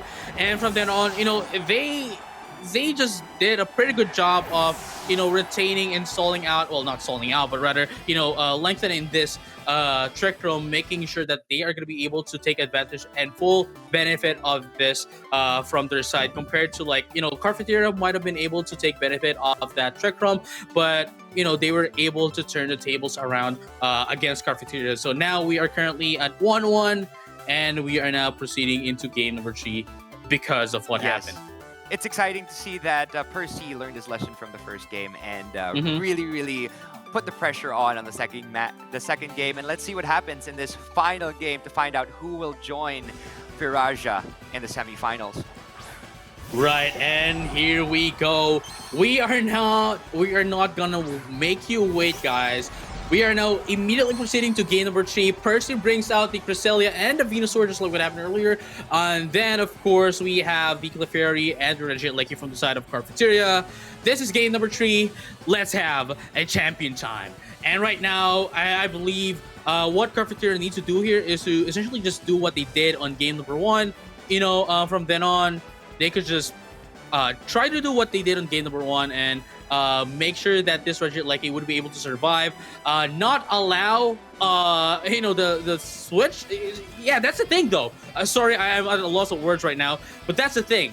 There's the ally switch pressure from this Cresselia. So if they can't predict, we'll be seeing another one, a repeat of game number 2 when they weren't able to take down this Cresselia immediately. All right, here we go. We're starting with that Dynamax on the side of Jirawiwat. We've got to see what they are taking out. First, we have a Regieleki again, that Dynamax Regieleki. Let's see if that Regieleki can do what it did not do in the previous round. Let us see here what Shiu has to offer in this particular situation. Clefairy does the helping hand, giving that Regieleki a little bit of that defensive boost. Also hitting that Cresselia and causing that electric terrain to come out. So, that will give it an extra boost in this next round. Leaf Storm coming from that Venusaur to hit that Clefairy and cause it a good amount of damage. This is scary because that Friend Guard is what is needed. That Moonblast also hits that Regieleki for a bit of damage. Wow, I was actually thinking that Shiu here would have went in for Trick Room, maybe if not the ally switch, but none of that actually happened. They went in, tried to attack this Regieleki, probably, wanted to deal a lot of damage, and I think that alone is detrimental for the side of Percy, as they just essentially allowed this Regieleki to stay in, and this Clefairy isn't going down anytime soon as well. So with this helping hand into the Regieleki, it's going to be able to deal a lot of damage, and maybe we might be able to see Icy Wind here coming in from the Clefairy, just to be able to take down this Cresselia to deal more damage into the other Pokemon. And that is what we're seeing right now, like Max Lightning into the Stakataka, and coming in, Clefairy doesn't do any priority move, so it's definitely gonna go in for the Icy Wind to take down this Cresselia. A pretty amazing decision from Cafeteria. This is, I am crying. This is so beautiful. Beyond beautiful words. game. It's like a masterpiece. Cafeteria did this masterpiece and took those two Pokemon down in one blow. I mean, Shiu was not anticipating that at all. So let's see here. We've got that Torkoal and that Venusaur coming out, obviously, for that nice Sun Team Drought, which will come out really to boost that speed of that Venusaur. Who knows? This could potentially be that Dynamax on the other side, in the side of Shiu, and maybe they could turn things around after that devastating blow to their Pokemon team in the last round. Let us see here what will happen, JJ. Right, so what's interesting here is that at least, the last two Pokemon are Torkoal and that of the Venusaur. So definitely with the Sun here, coming from the drought of a Torkoal, is going to boost up the speed of this Venusaur. So definitely it is going to be a faster one here, and we might be able to see a Gigantamax Venusaur once again, and have that eruption from the Torkoal. And of course, this Clefairy is still going to, go in for maybe a Follow Me once again. But of course, there's still the Eruption once again. So it's definitely going to deal a lot of damage here. Maybe they want to make sure that this Regieleki is going to sustain itself by using Follow Me. And from then on, deal more damage. But quite unfortunately, Eruption is not going to happen. It is going to be to Protect. Yes, Torkoal protected itself, and of course that Dynamax or Gigantamax Venusaur has gone up.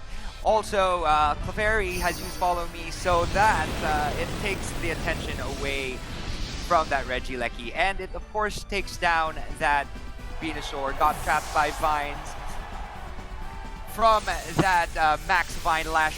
Also, we've got a detrimental damage from that Regieleki. Ooh, what is going to happen here?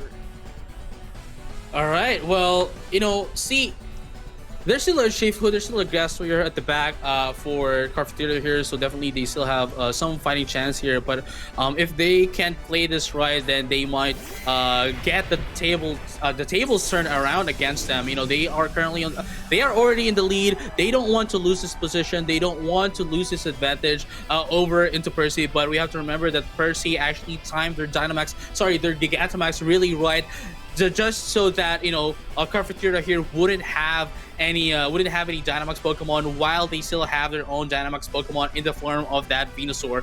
So let's find out how they're going to be using and making sure that they could sustain themselves against this combination of the Torkoal and the Venusaur.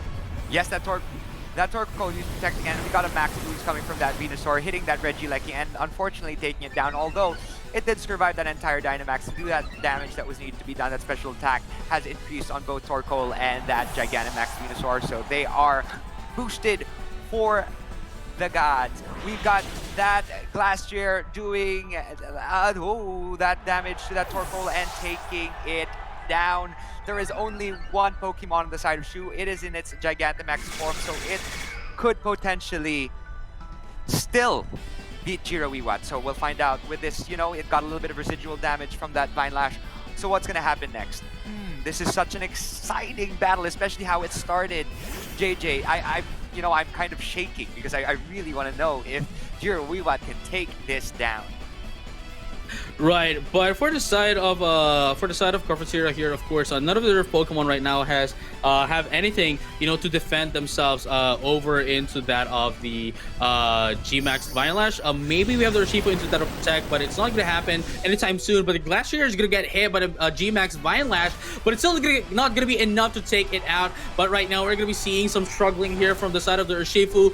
Goes in for the Surging Strikes, of course. Not going to do a lot of damage here, that of being a non-very effective move, and as well as there is still the sun in our field, so it is gonna be quite a lot here. But Isaac Clash though, almost taking it out. So here's the thing now. Here is the thing. Venusaur here doesn't have any blocking moves, doesn't have any protect at all. Yes, it might have been able to get taken down with the help of the VMAX Violash, but Urshifu also has Aqua Jet, even under the sun right now, especially that it's no longer a Gigantamax Pokemon. It might just be able to take it down, especially that it only has 1 more HP left. And from here on out, unless it's going to miss, it's not going to miss. However, Aqua Jet is going to end things up for Percy. That is such a close match. That was a masterpiece. If I haven't seen one, that was a loss to Percy, unfortunately. But you know what? Cafeteria has taken the victory and is going on to the semifinals.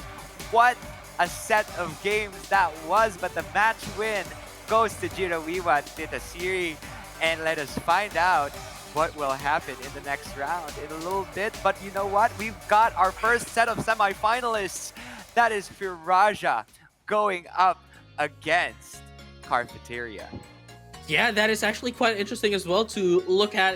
Those games were just so close. One mistake coming from Cafeteria, and that would have been a game for Percy. But quite fortunately, they were able to bounce back from what happened in game. From Regieleki getting taken down, the Clefairy getting taken down as well. They were able to bounce back from that, and at the same time, I have no words for that game. I feel like it's worth play of the entire tournament. Of the entire tournament. The Clefairy go in for the Ice Wind, making sure that the Max Lightning is going to go in not for the Cresselia, but instead on the other slot, which then of course having the switch in, that's quite detrimental for the side of Percy, taking it out in just one hit. Very beautiful. Yes, that's all I could say. And of course, let's not forget that last Aqua Jet. Oh my gosh, good thing they had that Aqua Jet to really end that game and have that Cafeteria win that round. And as we can see here, we've got our first 2 semifinalists. We've got Jeremy Lewis from the Philippines and Jirawiwat Thitasiri from Thailand, who will the coming semifinals round. But before that, of course, we have to go back to a couple of other matches. So we will be going on to a little break, and we will see you in a little bit.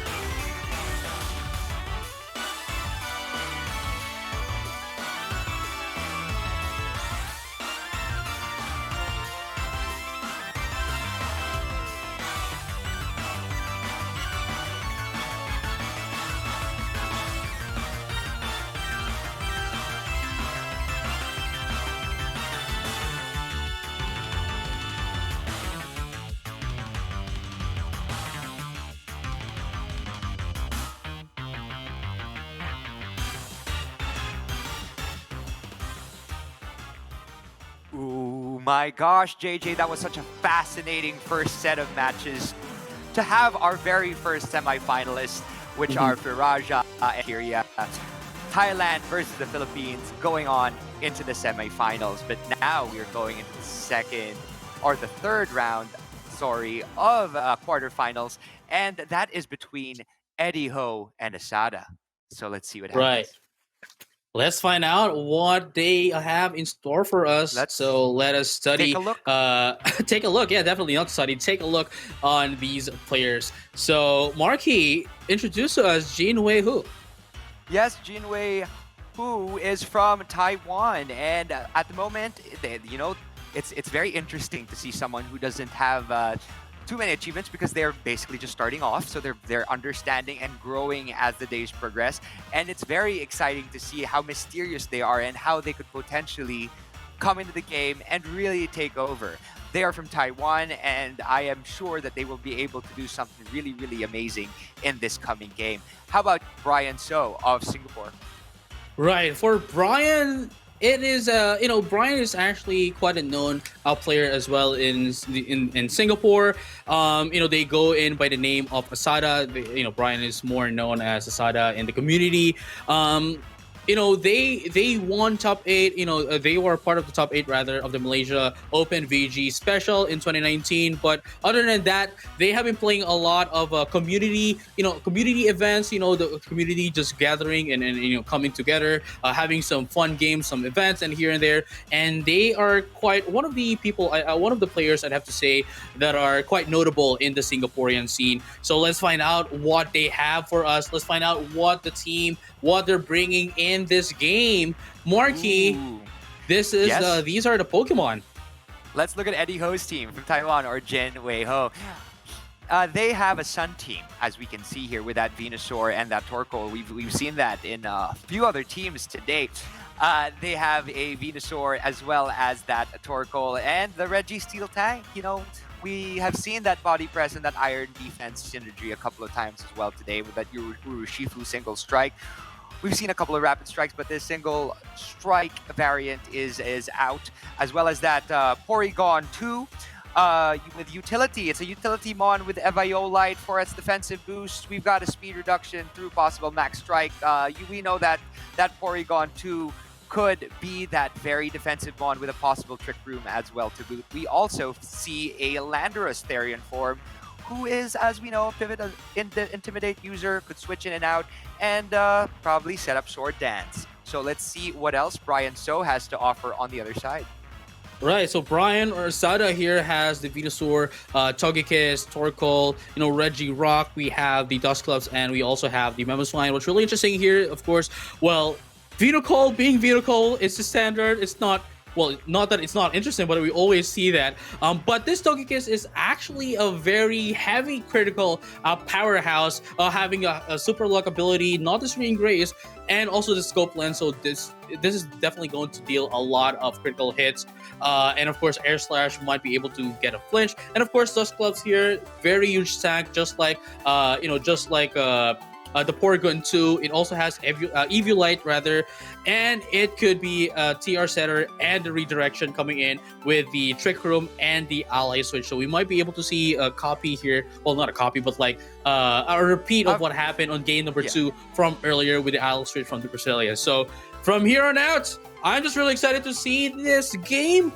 Let's have a champion time. This is Brian versus Jin Wei Ho. Yes, it is of the Sun teams, as we saw a while ago. What will happen? Oh my gosh, this is almost the last quarterfinal round, but as we stated a while ago, we probably have this as the last quarterfinal round. JJ, any insights? Right. So, of course, starting off, they are going to be sending in the Togekiss and that of the Mamoswine. Definitely, Mamoswine wanting to get some, pressure into the Landorus Therian, but it's not going to come out. So right now, that Urshifu is actually quite a threat against this Mamoswine, so they might just be able to switch it out. And of course, the Togekiss as well is quite a quite a threat into that Urshifu, and of course this Venusaur as well. But it is wearing in Cobra Berry, holding a Cobra Berry, so definitely the Air Slash is going to deal a little less of the damage into this Venusaur from Eddie Ho. Yes. And that sun comes up from that Torkoal as it comes out on that field. Next up, we have got a Dynamax Pokemon coming out on the field. We've got the Gigantamax Venusaur on the side of Jin Wei Ho. That Gigantamax Venusaur could do some serious damage. That Sun team was out right off the bat. But we see here that the Togekiss has redirected all of their attacks to that Togekiss. And the Gigantamax Venusaur does that Max Fine Lash, hitting it for a little bit of damage. Fortunately, we've got that Follow Me to redirect that attack. It didn't do too much damage. Ooh, but that Mamoswine, which is a good counter to that Venusaur, did do a lot of damage to that Venusaur. Also, as we know, that Vine Lash hits 4 turns, so it did a little bit of damage to both Mamoswine and Togekiss. Right, a little bit of residual damage from there. So let's find out what Brian is going to be able to do here against Eddie Ho. But at this point on, we have the Gigantamax Venusaur, and we also have the Torkoal as well. So definitely Venusaur is going to be the fastest one here. So maybe they could go in for an Ice Surge here, to get in priority moves, just to be able to take down this Venusaur. But it looks like they're going to be going in for a Dynamax into the side of the Mamoswine just to be able to take out this Venusaur. Because, if they're not going to be able to take them to Venusaur, it is going to pose a lot of problem. But at the same time, there's also the Torkoal that might just be able to take down this Mamoswine as well. Yes, and that Mamoswine has Dynamax. We've got a very, very, very possible counter to that Gigantamax Venusaur with that Dynamax Mamoswine. Although that Venusaur knows that it could potentially get hit, so it did that Max Guard. And that Follow Me comes out from that Togekiss, just so it knows that, that Mamoswine is safe. Now we see a Max Quake coming from that Mamoswine, hitting for some serious damage. It did some super effective damage on the side of Jin Wei, and of course boosts the special defense on the side of Brian. And it takes down that Torkoal for good. Now we have that Venusaur by itself, and of course that Max Vine Lash has still hit the Mons on Brian's side because of the 4 turns that it does damage. Right, so what's really interesting here, if that Torkoal actually ran in Focus Sash, that would have been able to burn in this Mamoswine and that of the Togekiss with the help of the Burning Jealousy. But quite fortunately for Asada here, Brian, they were able to take out the Torkoal in just 1 hit, and it's not bringing down the not bringing a Focus Sash, but instead bringing in a Charcoal for the maximum amount of damage. But right now we're going to be seeing the single strike Urshifu here going to be getting here going to get Followed Me, but it's going to be a super effective hit with a Poison attack, Max Ooze, and as well as increasing its special attack. Yes, and that Max Ooze takes down that Togekiss. No more Follow Me for that, so that now that Mamoswine is put in a kind of compromising situation, and as we saw there, that close combat did a significant amount of damage to that Mamoswine, although, of course, lowering the defenses of that Urshifu. And as we see here, that, we have gotten that Venusaur got hit very, very, very hard, didn't they? And that Hail comes out, right, JJ? And, right. It took down that Venusaur. It actually did. It actually did. So, even if even if there's a residual the damage ferocious taking down that Mamoswine. The residual damage coming in from the G-Max Vine Lash actually took down this Mamoswine. I thought for a second that it got residual damage from the Hail, but that would have been impossible. And now, we saw that it got taken down by the help of the, residual damage coming in from the G-Max Vine Lash. See, if they weren't able to take down the Venusaur, at least they were able to take down the Sun. So that means they could have gotten a little bit of speed control with the help of the chlorophyll. But now that we see a Torkoal coming out for the side of Brian, they were able to take down the Venusaur, so that Jin Wei is not going to be able to take advantage of this Sun Boost to boost the speed of the Venusaur, and now it looks like the speed control is on the side of Brian, and they can just take over this, get this advantage going on, and maybe take out both of the Pokemon here coming in from Jin Wei. Unfortunately, this is not a Rapid Strike or Shifu, so this Venusaur wouldn't have any super effective moves against this Urshifu from the side of Jin Wei, but at the same time, we still have the eruption from the side of Brian, so this would still deal a lot of damage. Yes, that Urshifu protected itself with Detect, and obviously it was not able to get that damage from that Venusaur protecting itself. Oh no, sorry, from that Landorus. That Earthquake, sorry, was from that Landorus, and it hit both Torkoal and Venusaur on the other side. And of course, the Urshifu knew that that Earthquake was going to come out, so that Protect was perfect. And an Eruption hits for some decent damage on the other side. Let's see what will happen in this next turn. Right, so definitely, even though Brian here has the speed advantage, it looks like it is still on the disadvantage. Wasn't able to read that Protect, sorry, not Protect, but rather the attack coming in from Jin Wei's Urshifu. But right now, we're going to be seeing this Leaf Storm into that of the Landorus. Therian form is going to be able to take it down, although, of course, it's going to have a reduction of -2 into that of special attack. And now we're going to be seeing some attack here from the Urshifu, definitely going to be able to take down this Torkoal. No, they went in for the Venusaur, and it is, of course, a guaranteed critical hit as well, taking down the Venusaur. And since this Torkoal is going to be this Torkoal is the slower Pokemon, it is going to be on a disadvantage against the Urshifu, but quite fortunately, this Burning Jealousy was able to take down the Urshifu with the help of the Sun Weather as well, boosting its attack. So, that Urshifu from Jin Wei, not being a water Pokemon, not being a Rapid Strike Urshifu, actually helped out a lot for the side of Asada.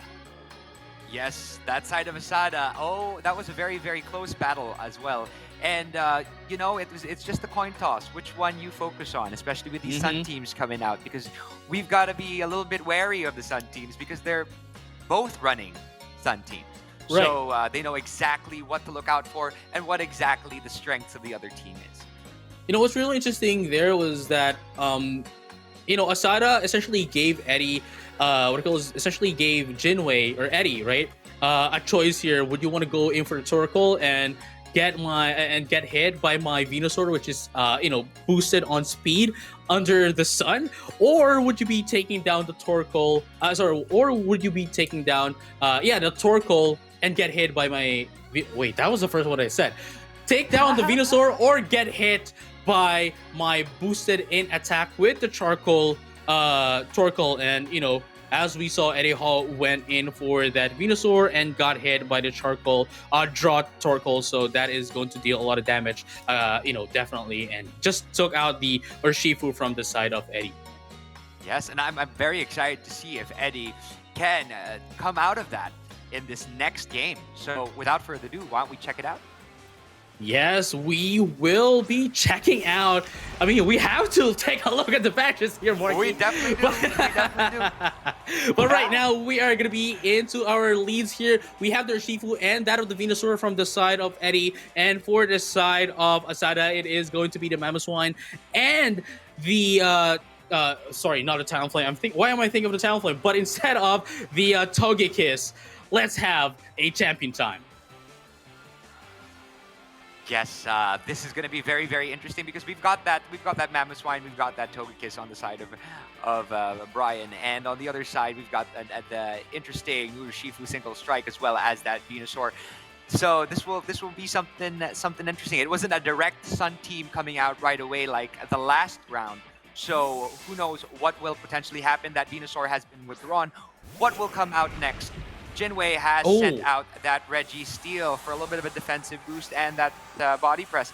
Now, on the side of Brian, though, we have got our first Dynamax Pokemon coming out. As we saw from the first round, yes, that Dynamax Mamoswine is ready to play. And felt like it needed to Dynamax already within this turn. Let us see here what will happen first. Wicked Blow coming from that Urshifu from Jin Wei's side, doing a critical hit as usual. to that Mamoswine. Max Hailstorm hitting that, thinking that they were hitting that Venusaur, although it was switched out for this Registeel and will do very minimal damage to that Registeel, which was a very, very smart thoughts by that Jin Wei. Also, we have Dazzling Gleam coming from that Togekiss, which does a lot of damage to that Urshifu. And yes, but it has hung on using that Focus Sash. Luckily for that Focus Sash, although that Hail fully took down that Urshifu on Jin Wei's side. Right, so, Jin Wei actually did a really good read here, bringing out the Registeel, just to be able to mitigate a little bit of damage here, but quite unfortunately as well, since they haven't used their Dynamax yet, and the Mamoswine is currently Dynamax, right? It has high horsepower, so definitely it has access to Max Quake, which could potentially just take out this Registeel and, take out this, maybe the Torkoal as well. But at this point on, I think they need to be able to take down this Registeel, because if they're not going to be able to take down this Registeel, then it's going to be able to pose a huge problem for Asada. But right now, it looks like they still have the advantage over the Pokemon number. But like, if Jin Wei here, if Eddie is going to be able to set up their Pokemon, then I think it's going to be quite a problem for Brian here. But let's find out what they're going to be using, what they're going to be the decision here for Eddie and Asada. What's going to be the choice here? What's going to be happening? Let's find out when the moves come out. Yes, we've got a Protect coming up from that Registeel, just so that it protects itself from anything ground that could cause some serious damage. That Max Quake trying to hit that Registeel obviously hits a little bit because it can't be fully protected from a max move, and it did get a little bit of damage, but luckily it was able to predict that was coming, and the special defense boost obviously on the side of Brian. We've got an Air Slash, possible flinching, hitting that oh that no Torkoal. Although it did not flinch, it did hit that Mamoswine and burned that Togekiss. Right, both of the Pokemon are burned. Oh my god, both of the Pokemon are burned, with the help of what happens when it burns.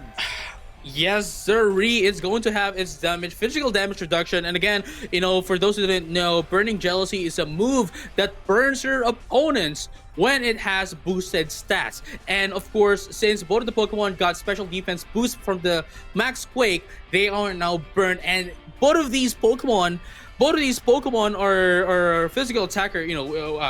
We have the Togekiss with the Dazzling Gleam and the Air Slash, but at the same time, we also have the Mamoswine here with the high horsepower Icicle Crush and Ice Shard, which is definitely going to have its damage reducted, from that. So it's essentially useless right now. Just they need to get that special defense up so that when it gets hit by the Torkoal, it's not going to deal as much damage as possible. But is it all worth it at this point? Yes, well, that Max Quake just came out from that Mamoswine, hitting that Registeel, who did not protect itself, obviously, in this round after protecting itself last round, although that Torkoal did protect itself now. But that Iron Defense comes out for that Registeel, probably to give it a defensive boost to potentially use that Body Press for a later turn. And, pairing that up with Leftovers gives it a little bit of HP every turn. And that Mamoswine, that burned Mamoswine with that lessened special physical attack could do some damage to Brian So on that side. Right, and here's the thing though.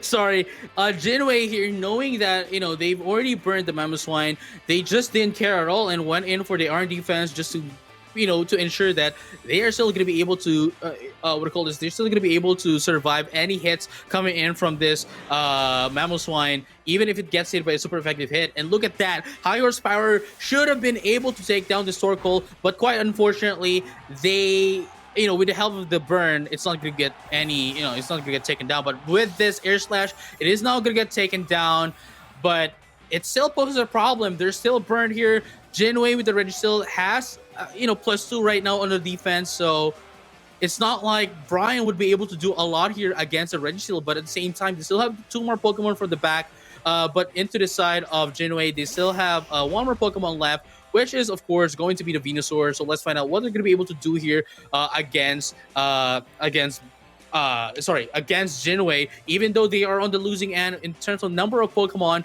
they are still on the advantage when it comes to the setups.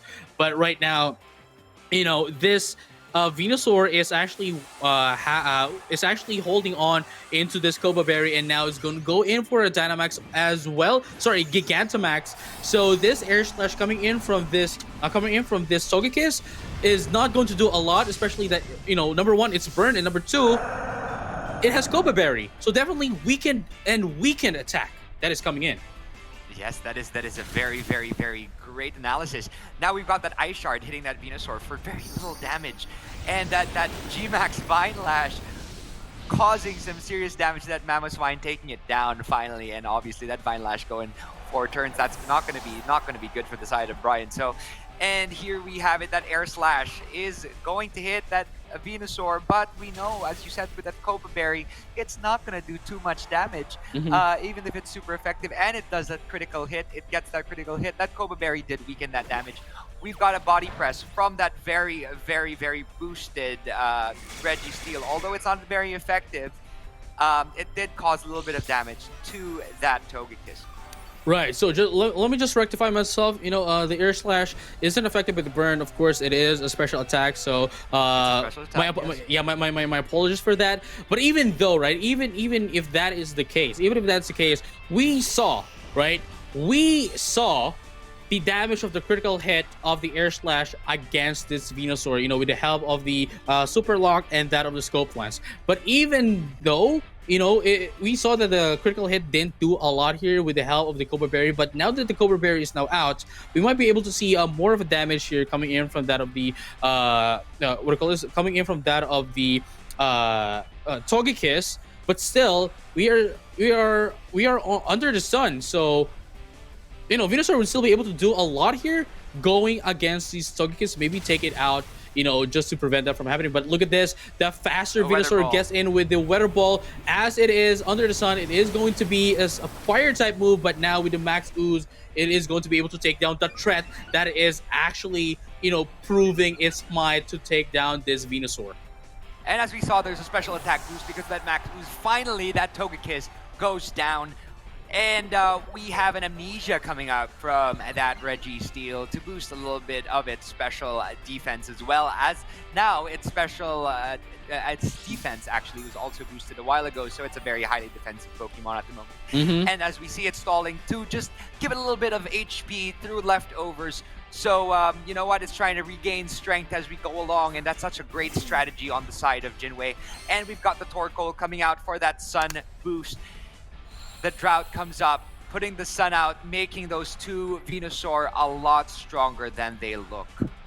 Oh, let me rectify myself as well. I'm still thinking that we were under the sun in the last year, but unfortunately we aren't, and now we are on the drought right now from the side of the Torkoal. But as you mentioned, this Registeel right now is on +3, really boosted +3 special defense, and of course +2 on that defense. So definitely whatever this Venusaur and this Torkoal might be able to do against this Registeel, it's not going to be a lot. But right now we're going to be seeing this Butter Press into the Torkoal, not going to be able to take it out, but it's going to be able to deal a lot of damage here. Burning Jealousy, however, is going to burn this Registeel. Yes, and that will allow that Registeel to lose attack, although, yes, it will burn it. It will burn it. Did it burn it? Oh, wait, sorry, no. Burning Jealousy, I'm really sorry for this.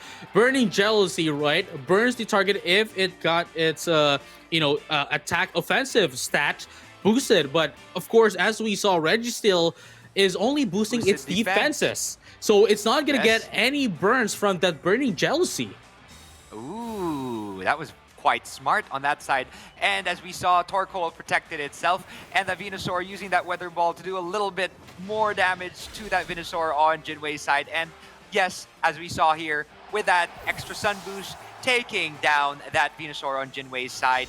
And that Registeel, not burned, has the potential to do some serious damage to Brian. So with their last two Pokemon, holding on for dear life. So, but with those defenses boosted, it could potentially be able to take down Brian. So who knows what will happen in the next turn? Right, with this Venusaur on under the chlorophyll, with the chlorophyll ability under the sun, is definitely going to be the fastest Pokemon in the side of the field. And of course, Registeel would be able to only target one Pokemon, and as we saw, it's not going to be able to deal a lot of damage against Historical. So we have the Wither Bolt right now coming into that of the Registeel, as it is under the sun, going to be a Fire type move, and it is going to be the last stand here for the Registeel. It's not going to be able to take down this. Oh, never mind, it was able to take down the Torkoal. With that, a little bit of damage, a little bit of HP left, so that it was able to take down the Torkoal. But at this point on, I believe what Jin Wei could do here is just stall out the Sun, but it's gonna be less likely to happen. And right now, Brian still under the sun here. Having that chlorophyll Venusaur is gonna be the fastest Pokemon into the field.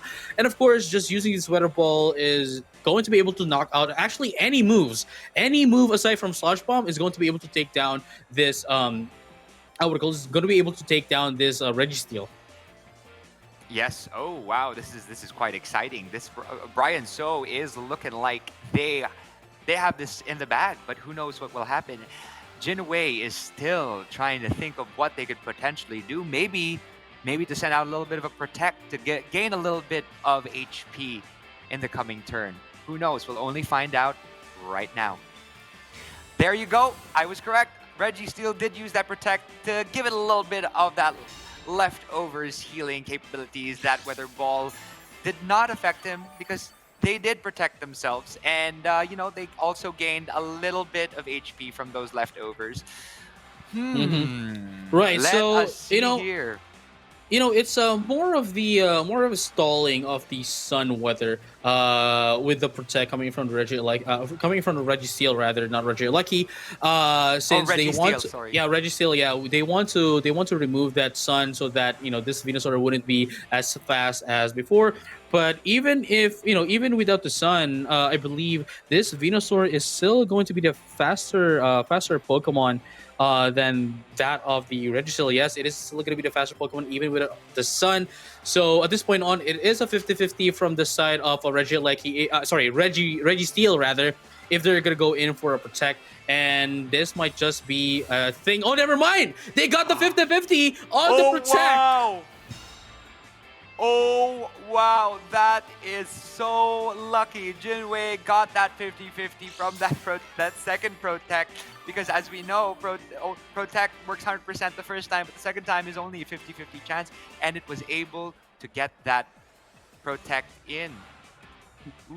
Now we are no longer in the sunny weather, but even if that's the case, of course, Venusaur is still the fastest Pokemon here. I think what they're trying to do here is stall out this Pokemon. Stall out the game to win by time default. They're not they're not choosing any moves until the very last second, so they're just trying to stall this out with a timer win.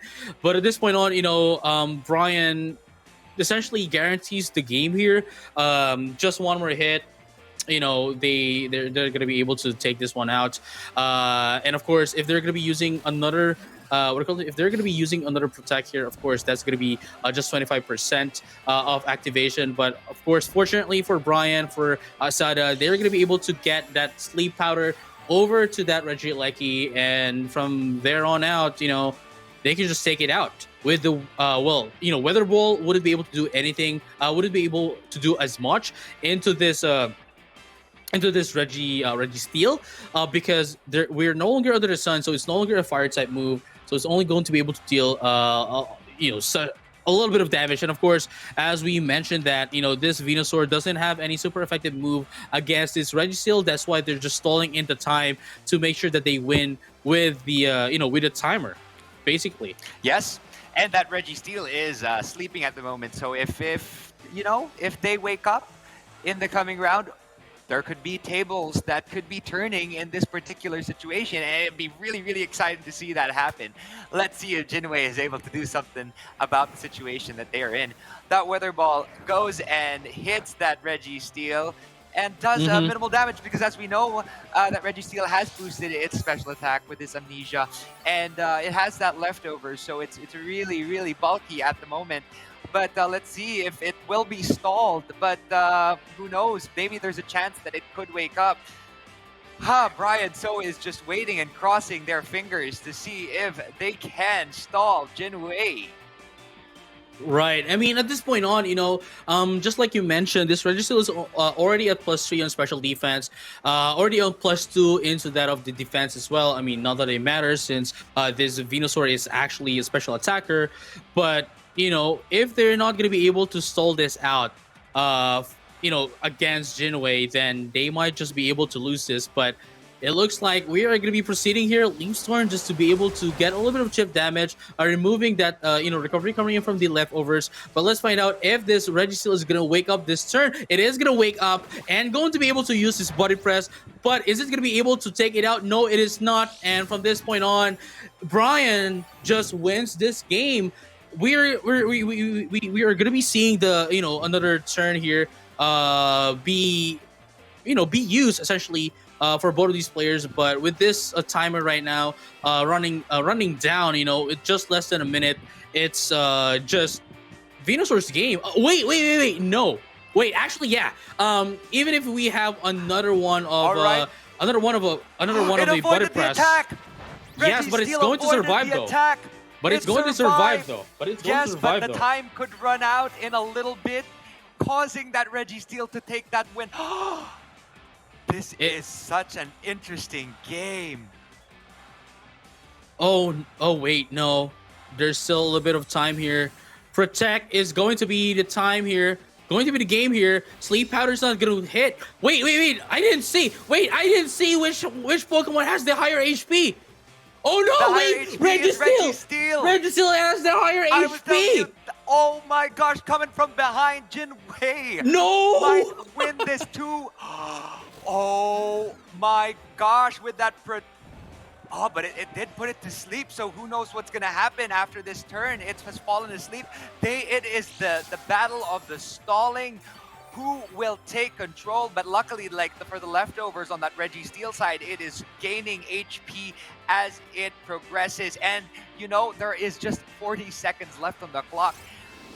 This is so exciting.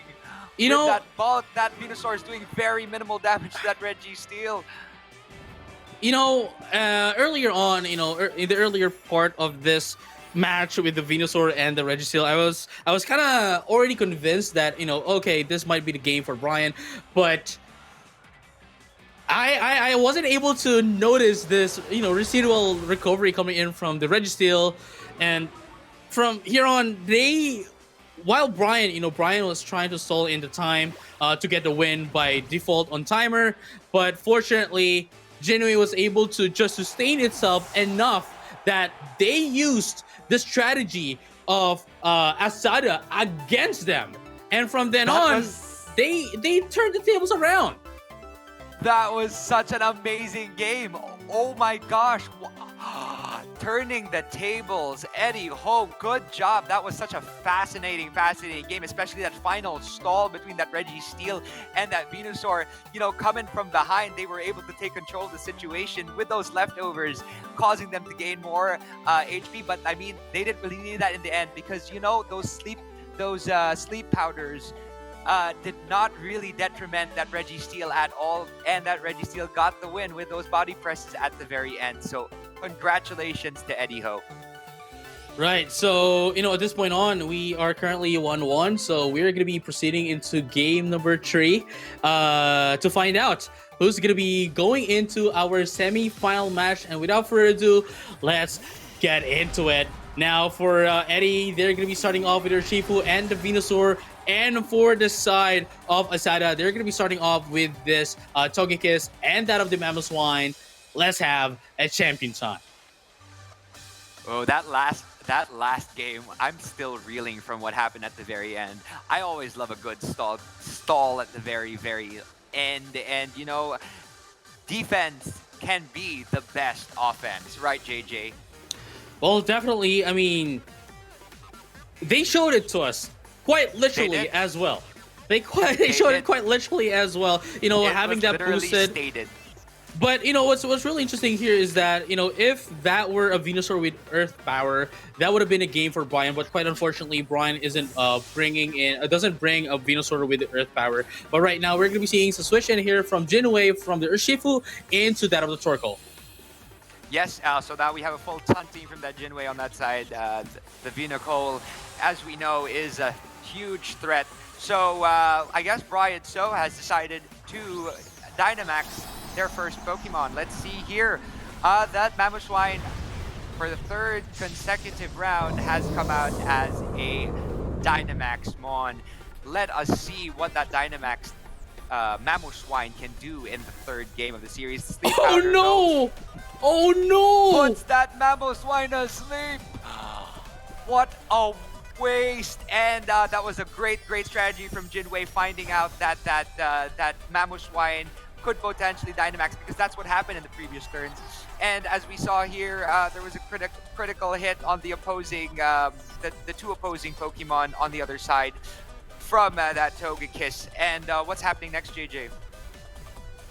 Right, so they essentially rendered this Mamoswine useless.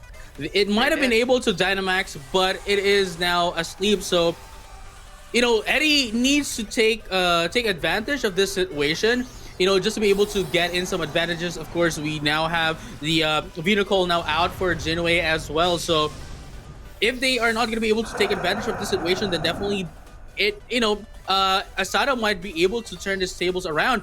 But that is not going to be the case, as they're going to be bringing out the Gigantamax Venusaur right now into their side and maybe attacking this Mamoswine, but that's not going to be the case, as they are going to go in for Max Ooze into this protected Togekiss. Yes, Brian. So I saw that happening and protected their Togekiss, but obviously it did get some damage because of that Max Ooze.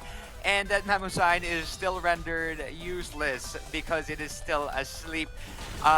Here we go. What happened? The Burning Jealousy did hit that Mamoswine for a lot of damage, and it is super effective.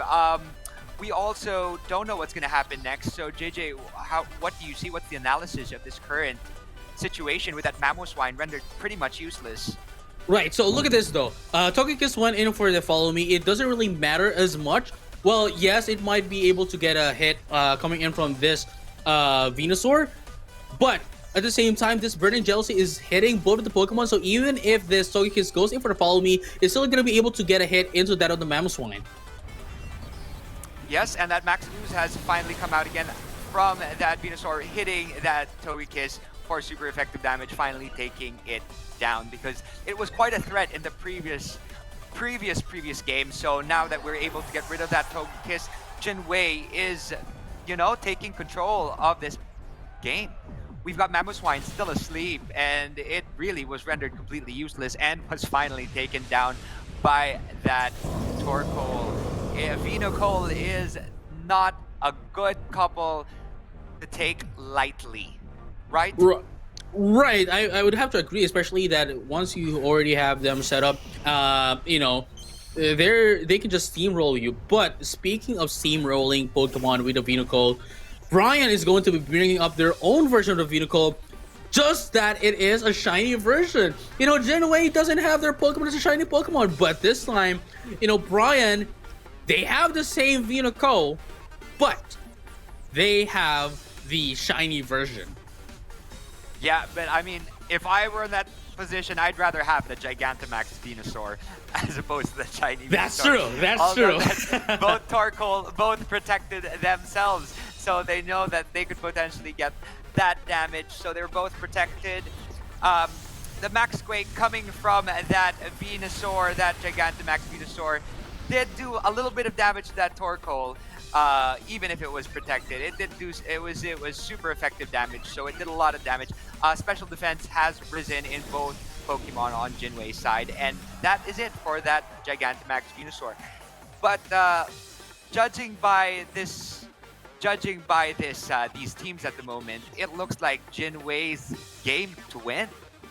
It might look like that. It might look like that, but we have to remember that Brian here not only has Sleep Powder, but also has Yawn on its Torkoal, on their Torkoal rather, and of course taking advantage of the weather, sun, bringing this Weather Ball into, making it a fire type move. And right now, with the Earth power coming from Jin Wei, they're going to be able to take down this Torkoal.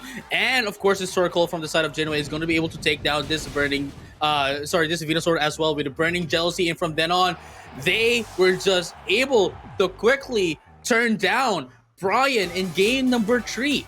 As you mentioned, wow. they might have had the they might have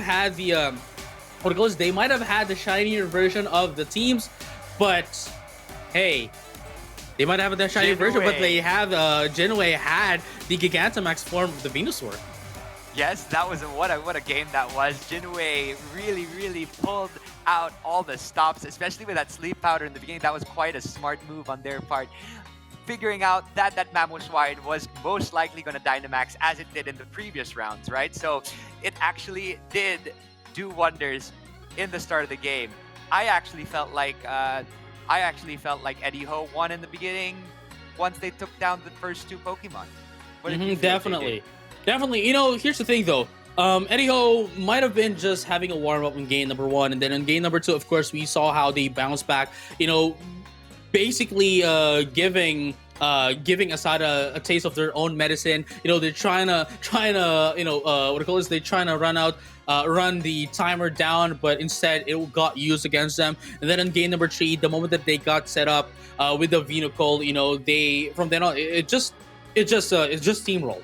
It just essentially steamrolled. And of course, that being said, Eddie Ho is going to be winning against Asada 2-1. So let's take a look at the recap of the brackets that we have right now. So for our semifinal matches, it's going to be Jeremy Lewis from the Philippines, or Thailand, and going against Jirawiwat, Thitasiri, or Cafeteria from Thailand, and Eddie Ho. On the other hand, it's going to be Eddie Ho from Taiwan, or Jin Wei Ho, and Chaiyawat, Traiwichcha, or Nontaro from Taiwan, Thailand rather. So we have 2 Thai players on the semi-final matches. So there is a chance that these Thai players are the one battling on the grand finals. Also, it's very interesting to note that when we spoke to the Thai players, we found out that Nontaro is actually a mentor. Right. The Is mentor for Cafeteria. To Cafeteria. So it's great to see. It's like family. They both reached the semifinals. So who knows? It could be a mentor versus the mentee for the grand finals.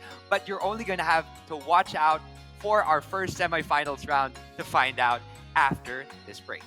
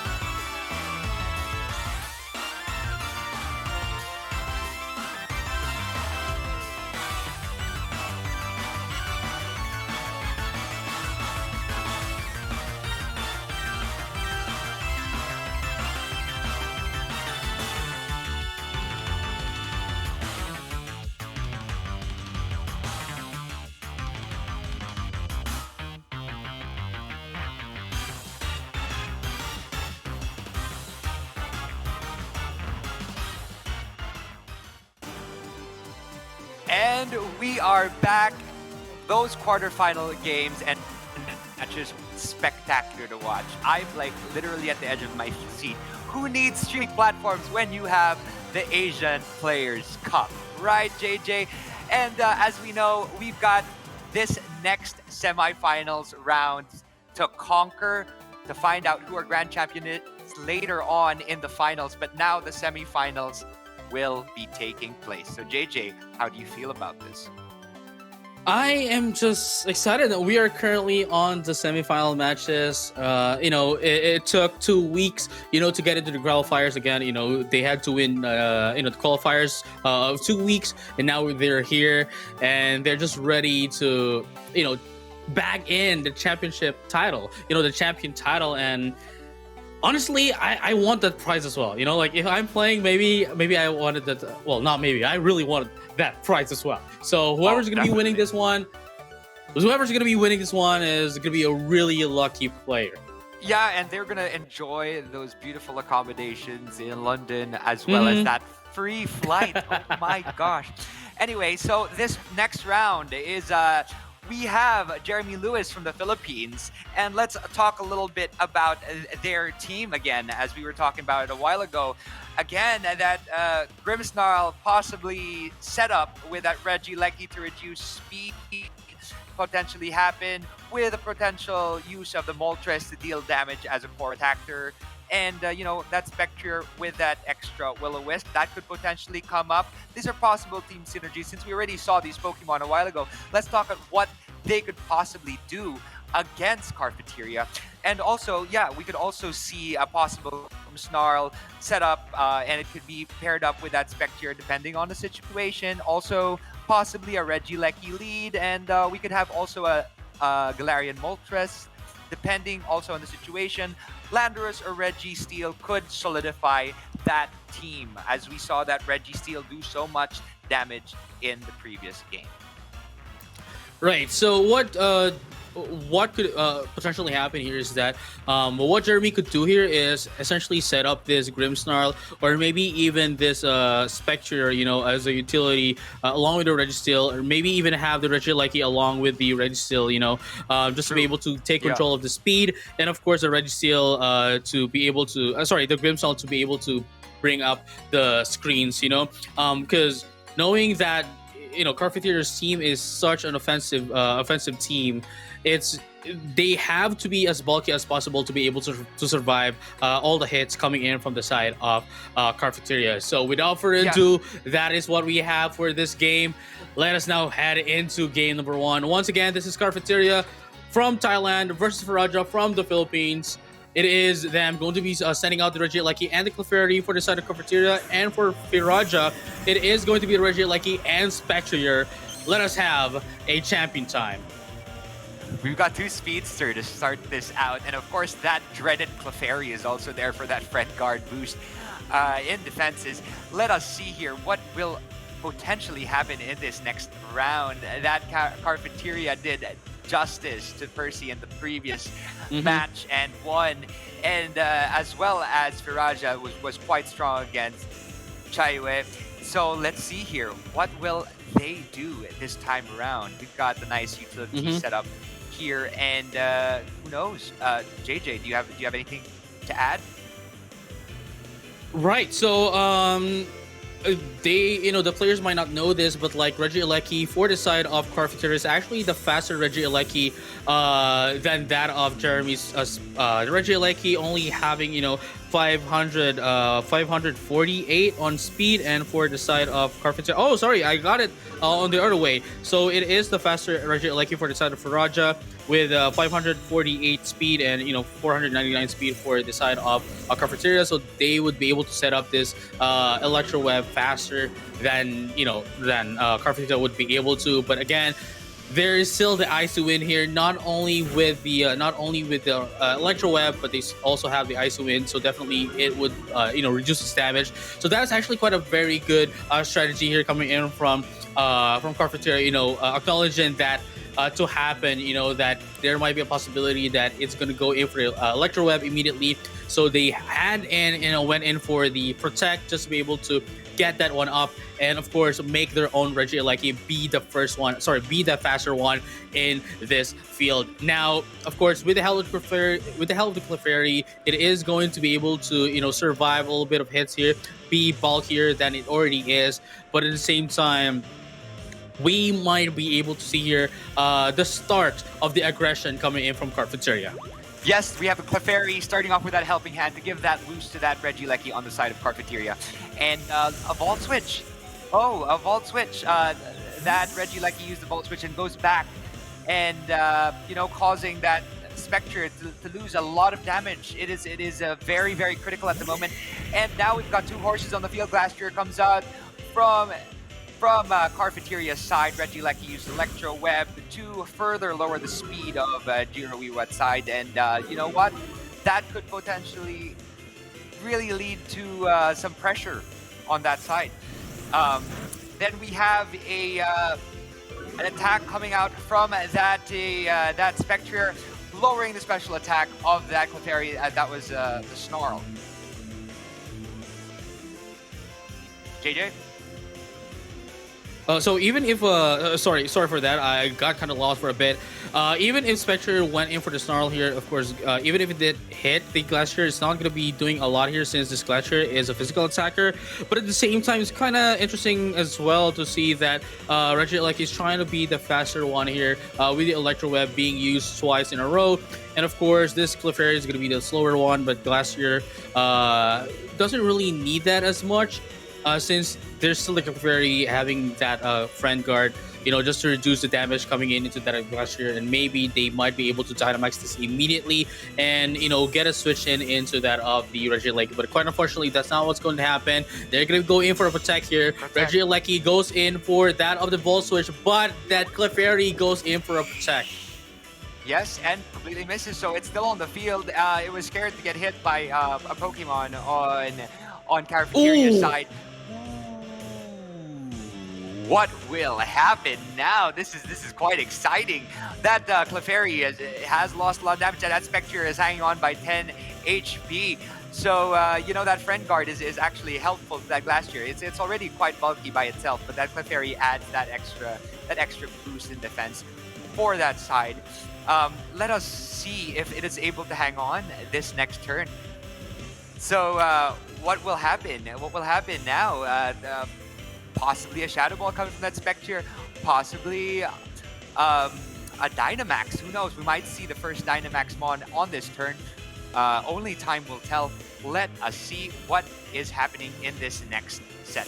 Okay, we did see a Dynamax. We saw it coming from the Cafeteria side. We are seeing our first Dynamax Mon in this battle, and that will be the Glastrier. That incredibly bulky Glacier with that Friend Guard boost from that Clefairy to give it that extra defensive boost. Ooh. We will see a Volt Switch coming from that Regieleki, hitting that Clefairy and taking it down to remove that Friend Guard, deeming it useless to that Glacier, taking down, pivoting that Regieleki to switch in with something else. What is coming out now? It is the Registeel. It's a Regi for a Regi. Registeel is out on that field. Just don't watch out so that it doesn't boost itself. Okay. A Max Hailstorm coming from that Glacier. It got very minimal damage from that Spectre. That Max Hailstorm won't be doing too much damage on that Registeel. It's not a very effective attack on that Registeel. So that was quite a smart tactic done by Jeremy's side. Right. So, here's the thing. Jeremy switching out, the switching out the Regieleki is actually quite great as well, but at this point on, this Spectre wouldn't be able to do a lot here unless it would be able to get the Will-O-Wisp into that of the Glacier. Only then that Jeremy is going to be able to take down this Glacier. And it's also quite interesting to note that Glacier didn't went in to attack this Spectre to guarantee essentially, guarantee a chilling Nay here for itself to get its +1. But let's find out what's going to be the attack here for the side of Jeremy. They need to be able to get some bulk here, since if this Glacier could take down this Spectre, then of course, Shielding Knight is going to be activated, and from then on, I think it would just be able to just proc in its damage. Especially that this Shifu as well is a Rapid Strike or Shifu, but also has access to close combat. It might be able to take down this Registeel in this turn, and that is what's going to happen. We have the close combat going into that of the Registeel, but not quite enough to take it down, however. Yes, not enough to take it down, but you know, it did some serious damage to that Registeel, and as we know, Registeel has a very strong track record in these last games. Will-O-Wisp hits that Urshifu. Oh my gosh, that is devastating, giving it that 50% damage negative. And we also see that Iron Defense coming out from that Registeel to boost it to defenses. Let's see here if that it took down that Registeel from the side of Cafeteria. That Glastrier was able to take that Registeel down. Chilling Knight obviously increases the attack when it takes down a foe. So we've got Urshifu that is burned, rendering him much weaker than they originally were. Next, coming out, I wonder what they will be sending out next, what Jeremy will be sending out. And there it is, the Galarian Moltres. It is coming out, and that's quite a strong mon to see with that, with a Fiery Wrath. Those are possibly a form of Dynamax. It could be the one to probably take down that Glastrier. Right, so now, Spectre here is being left into the side of the field, especially that there's already the Hail, so definitely this is a turn that Spectre could be able to, well, not could be able to, but like instead going to go down, but at this point on, Moltres needs to get set up. They haven't used their Dynamax, so that they already used their Dynamax into that of the Moltres. So if Will-O-Wisp here would be could hit the Glastrier, then maybe they could mitigate the damage coming in from the Glastrier. But if that is going to be the case, let's find out. So here we have it. We have the Dynamax here from the side of Jeremy, trying to get the speed control. Yes, Jeremy sends out that Dynamax Galarian Moltres as anticipated, and could potentially be doing that max airstream for that speed that is required for Jeremy to do wonders on that side of the field.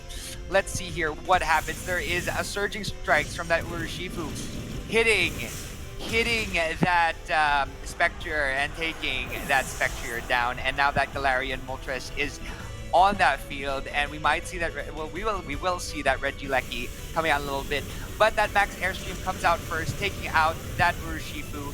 That was burned, so it was rendered pretty much much weaker than it was before, and we have that boost of speed from that Galarian Moltres to boot, which will add that extra pressure towards that Glastrier. Although that Max Hailstorm could do some serious damage on that Galarian Moltres, taking it down. Down. Oh my gosh. Oh, wow. Only the Regieleki left on Jeremy's side, and that Chilling Knight boosts to that attack of that Glastrier. It is steamrolling the team of Jeremy Lewis. Right, so here's the thing though, having that taken down, the Moltres wasn't able to do anything at all.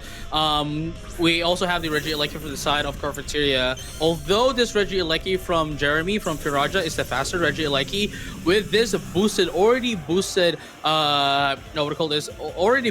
Glastrier, even if Regieleki could take down this, even if Regieleki from the side of Jeremy would be able to take down anyone from the side of Cafeteria, Jirawiwat, having a number advantage over the other is still quite detrimental. Right now, we're going to be seeing this Thunderbolt into the other Glastrier, not going to be able to take it down. And of course, this being being a very offensive team, is just going to be able to take down this Regieleki in this turn. And of course, we're going to be seeing a close combat here just to take it out. Right now, Regieleki is now down, and Cafeteria is going to be able to take game number 1.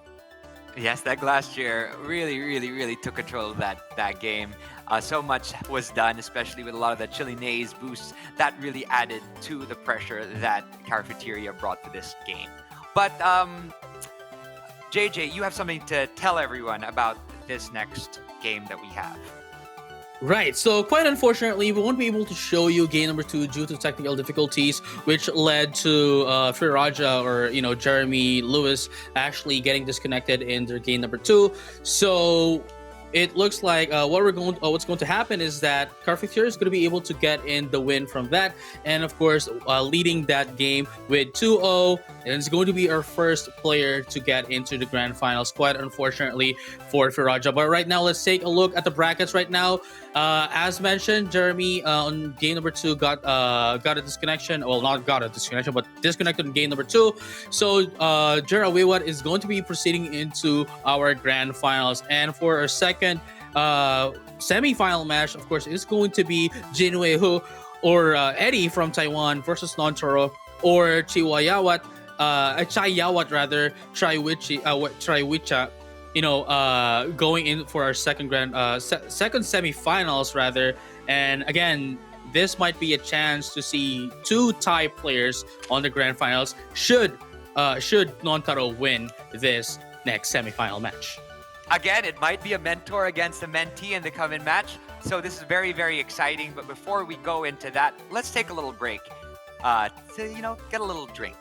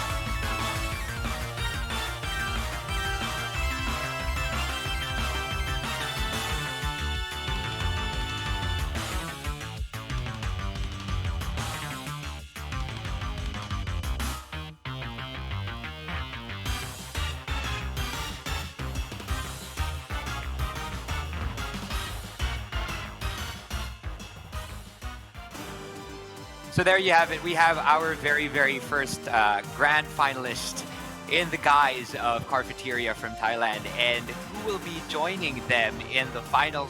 We will find out right now, actually, for this next match. And we are actually going to be seeing, for the very, very first time, Nontaro and how they are going to take on this next challenge versus Eddie Ho. Right. So, what's really interesting here is, just to be able to reiterate what you just said, this is going to be the first time we're going to be seeing Nontaro, Chaiyawat, Traiwichcha, since, Cap was not documented, disqualified from the tournament. So this is going to be their first game in this bracket. So right now, as you can see, Marky, what are the achievements here by Chaiyawat? Well, wow. Lots of achievements as well from Chaiyawat's side.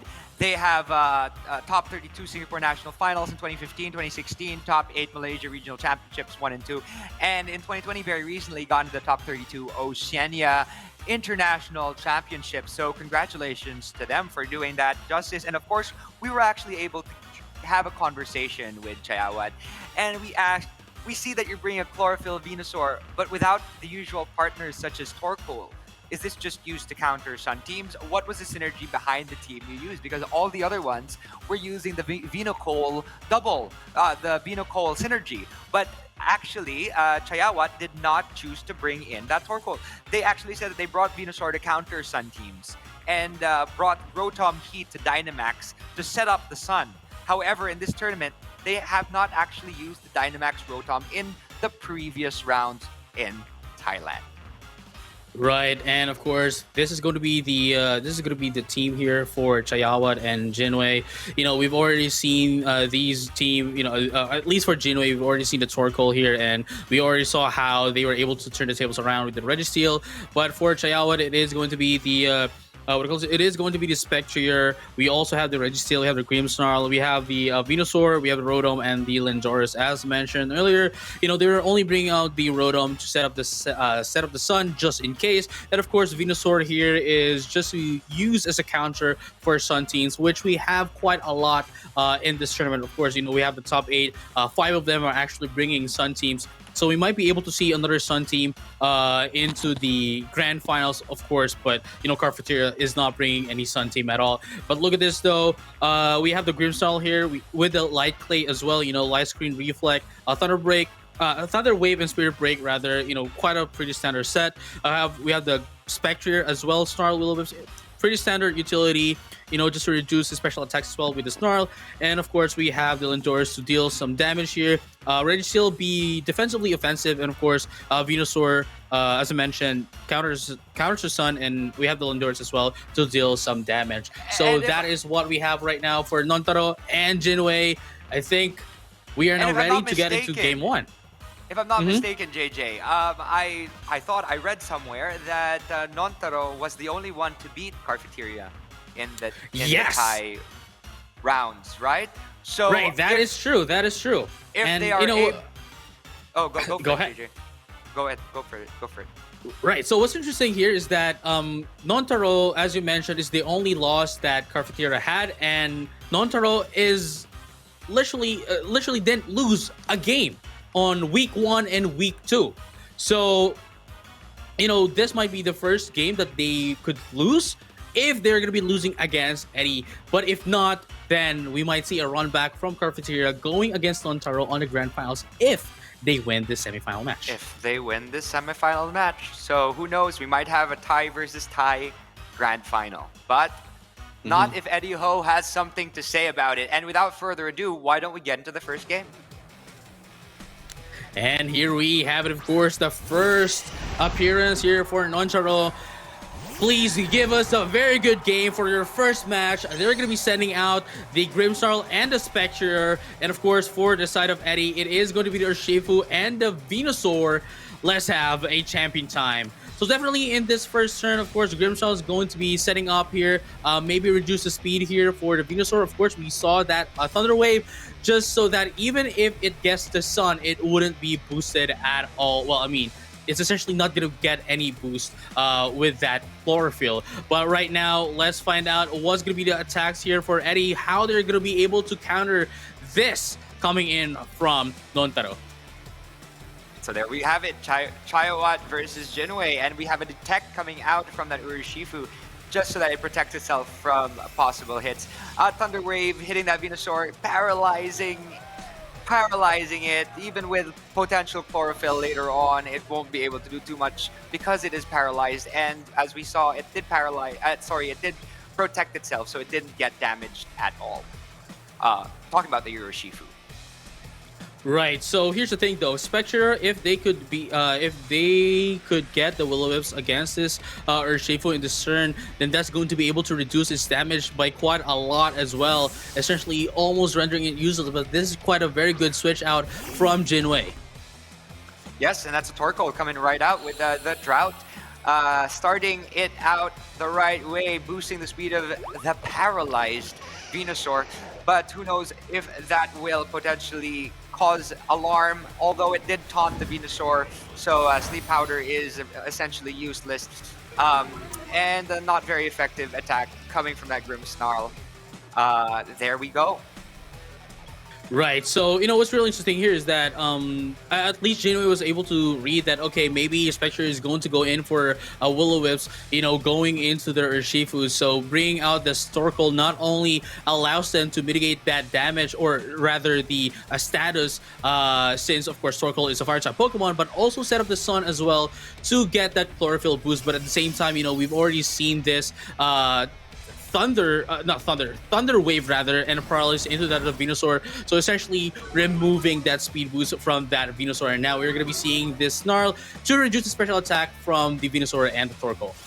And that Leaf Storm comes out from that Venusaur, potentially hitting that Spectre for a lot of damage. But as we saw, it didn't hit it very much with that special attack going down at Burning Jealousy.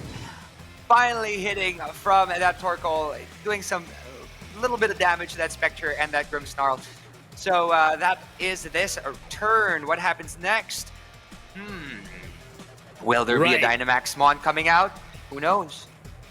There might be a Dynamax here coming in from the side of Chaiyawat, but at the same time, you know, they I believe they still have the lead. Well, not I believe, but they still have the lead here, of course, essentially removing that Chlorophyll from the Venusaur. You know, with the Paralysis, they can just, you know, play around a little bit. They've already dealt some damage into this of the Torkoal, so definitely this Eruption wouldn't be able to deal as much damage, especially that this Grimmsnarl is already setting up the screens as well. You know, and they've already got the Snarl as well, so reduced reduced damage here, reduced special attack. And then of course the screens is going to be helping them as well. So at this point on, Chaiyawat is just playing around here against Jin Wei.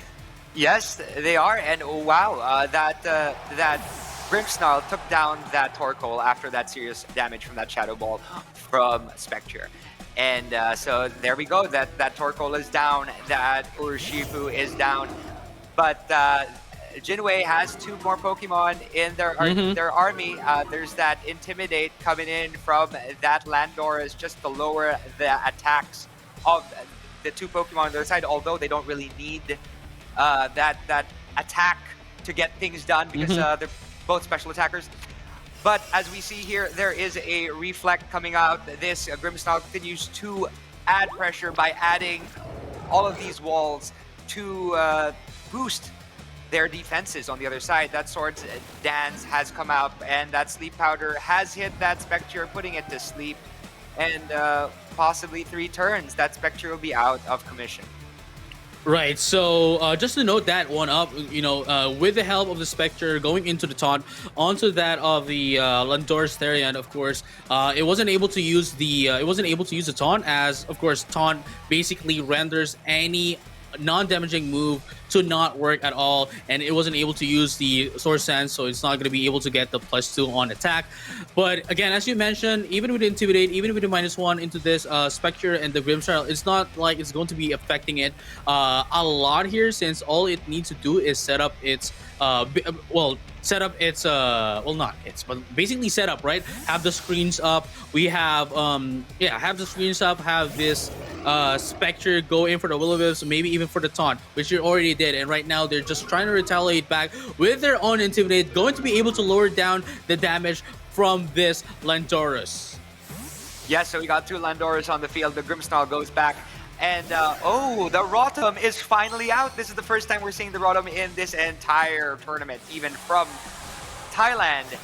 So what is going to Dynamax now? Oh, as we know, we've got that Rotom most likely Dynamaxing. Or no, it's a Landorus Dynamaxing on the other side. So we have that Landorus coming up, and they will probably cause a lot of damage to Chaiyawat. I wonder what Chaiyawat will do. That Max Airstream hits that Landorus on the other side, the non-Dynamax Landorus on the other side for a bit of damage, also boosting the speed of Jin Wei, as well as that Venusaur. And there's a Sludge Bomb coming in from that Venusaur, hitting that Rotom for very, very little damage. The sunlight has faded, so it won't essentially be able to help out that Venusaur as much as it did before. So what will be happening next? Right, so, Landorus here is actually, Chaiyawat here is just really confident in himself, especially that this Landorus already got in the -1 into the Landorus, so even when it already maxed out, it still didn't do as much damage into this Landorus. And of course, this Rotom, it's not going to get affected by Max Quake coming in from this side of the, coming from the Landorus from Jin Wei's side, since it has Levitate ability, so it is still quite a threat here against the Venusaur, but unless it would be able to get hit, unless if Eddie is going to be able to hit a max rockfall into this Rotom, only then would it be able to take down this threat here from the side of Chaiyawat. But it looks like they're going to go in for the Dynamax Landorus, just like Jin Wei. Yes, they did. They went for that Dynamax. We got 2 Dynamax Landorus on the field. That Max Airstream hit the Dynamax Landorus on Chaiyawat's side, also causing a speed increase in Jin Wei's team. The Max Airstream also comes from the other side, although as we know the Koba Berry will prevent too much damage on that Venusaur. Although it doesn't did matter. take it down, it doesn't matter. It didn't really matter. It was paralyzed anyway, so it's basically useless in my general opinion. So we have that Landorus that is Dynamaxed on Jin Wei's side left to battle for Jin Wei, as opposed to Chaiyawat with the remaining 3 Pokemon. Ooh. Right, but we have to remember here with that with that nasty plot. Currently, Rotom is on +2 on special attack. We have +2 on speed on the Landorus. It's not going to be able to do a lot here unless it, again, as I mentioned, goes in for the Max Fragfall into the Rotom. But if that is not going to be the case, then I wonder what is going to be the answer here for Jin Wei. But at the same time, you know, Chaiyawat still has 4 Pokemon. This Urshifu has the Unseen ability, so they might be able to, they could just take down this Rotom, you know, get in some attacks here, even if it protects. So let's find out what's going to be the answer here. It's going to be the Max Guard here for the side of Chaiyawat. Yes, and because that Max Guard, that the Max Airstream did not go through. The Thunderbolt though did hit that Urshifu, but the Focus Sash allowed it to hang on. It has 1 HP left, but it also is able to do Wicked Blow. But unfortunately, with that Max Guard, it has protected itself from more damage. Talking about that Landorus, and of course the side of Jin Wei, that Landorus has gone back to its original form. We have a potential fight from the back from Jin Wei. Who knows what could happen in the next turn. Right, so again, if you guys didn't know, Unseen Fist, while it passes through any blocks, any protects, any detects, it does not pass through any Max Guard unless that Urshifu is actually a Gigantamax as well. So what's really interesting here is that we saw Chaiyawat goes in for the Max Airstream into that Urshifu and had the Rotom attack the Landorus with Overheat. So that's actually quite interesting to check out, since of course Overheat is going to be a non-effective, well, a not very effective move against the Landorus. Yes, exactly. Oh, and here we go. Wow. And Never mind. Oh, that was it. That didn't really matter. That didn't really matter because you know what? We had a boost in that nasty plot that really allowed that Rotom to take advantage of the situation and take down that Landorus. So there you have it. That was the first round. Wow. That Thai diaspora, the Thai talents that we have are doing excellent work in this Asia Players Cup, JJ. Yeah, I mean, I was just proving wrong. I thought, okay, yeah, Overheat is not going to be able to do a lot here, but you know, fortunately with the +2 as well coming in from that Rotom is just enough to take down the Landorus. And from then on, you know, Chaiyawat was just, again, they were just literally just playing around. They essentially already got the game from the mid game, you know, going into the late game. They just wanted to guarantee the spot to get the win. But at this point on, I think we have to see what the adjustments are going to be for Jin Wei on game number 2. I wonder what it's going to be, so let's find out really quickly. Let's find out. Here we go, game number 2. And here we go. Eddie is going to send out their Shifu and that of the Landorus as their lead on game number 2. And for the side of Chaiyawat, it is going to be the Grimmsnarl and Spectre, still not changing anything at all. As mentioned, you know, why fix something that is not broken at all? And there we have it. That's going to be the lead. We might be able to see another set of screens here. Not going to be the Thunder Wave here, I believe so. If it's, of course, not if they're not going to be bringing out the Venusaur, they don't need to use the Thunder Wave. So they're just going to be setting up the screens here.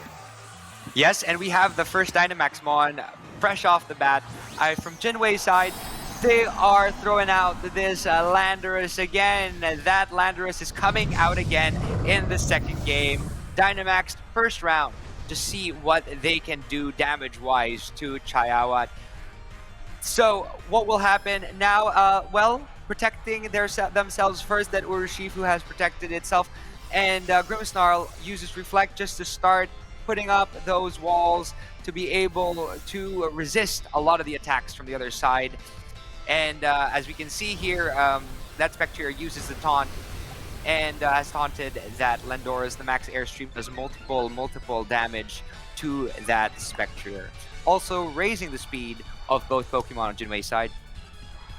Right, but here we have it, of course, like Landorus here is taunted, but at the same time is just trying to get in some offensive strengths here, and I think that is the adjustments here coming from Jin Wei, and I really like that they are adjusting, becoming more aggressive as opposed to what happened in game number 1, and from here on out, they are just getting in their first KO in this match, in this game rather, that they are just leading right now against Chaiyawat.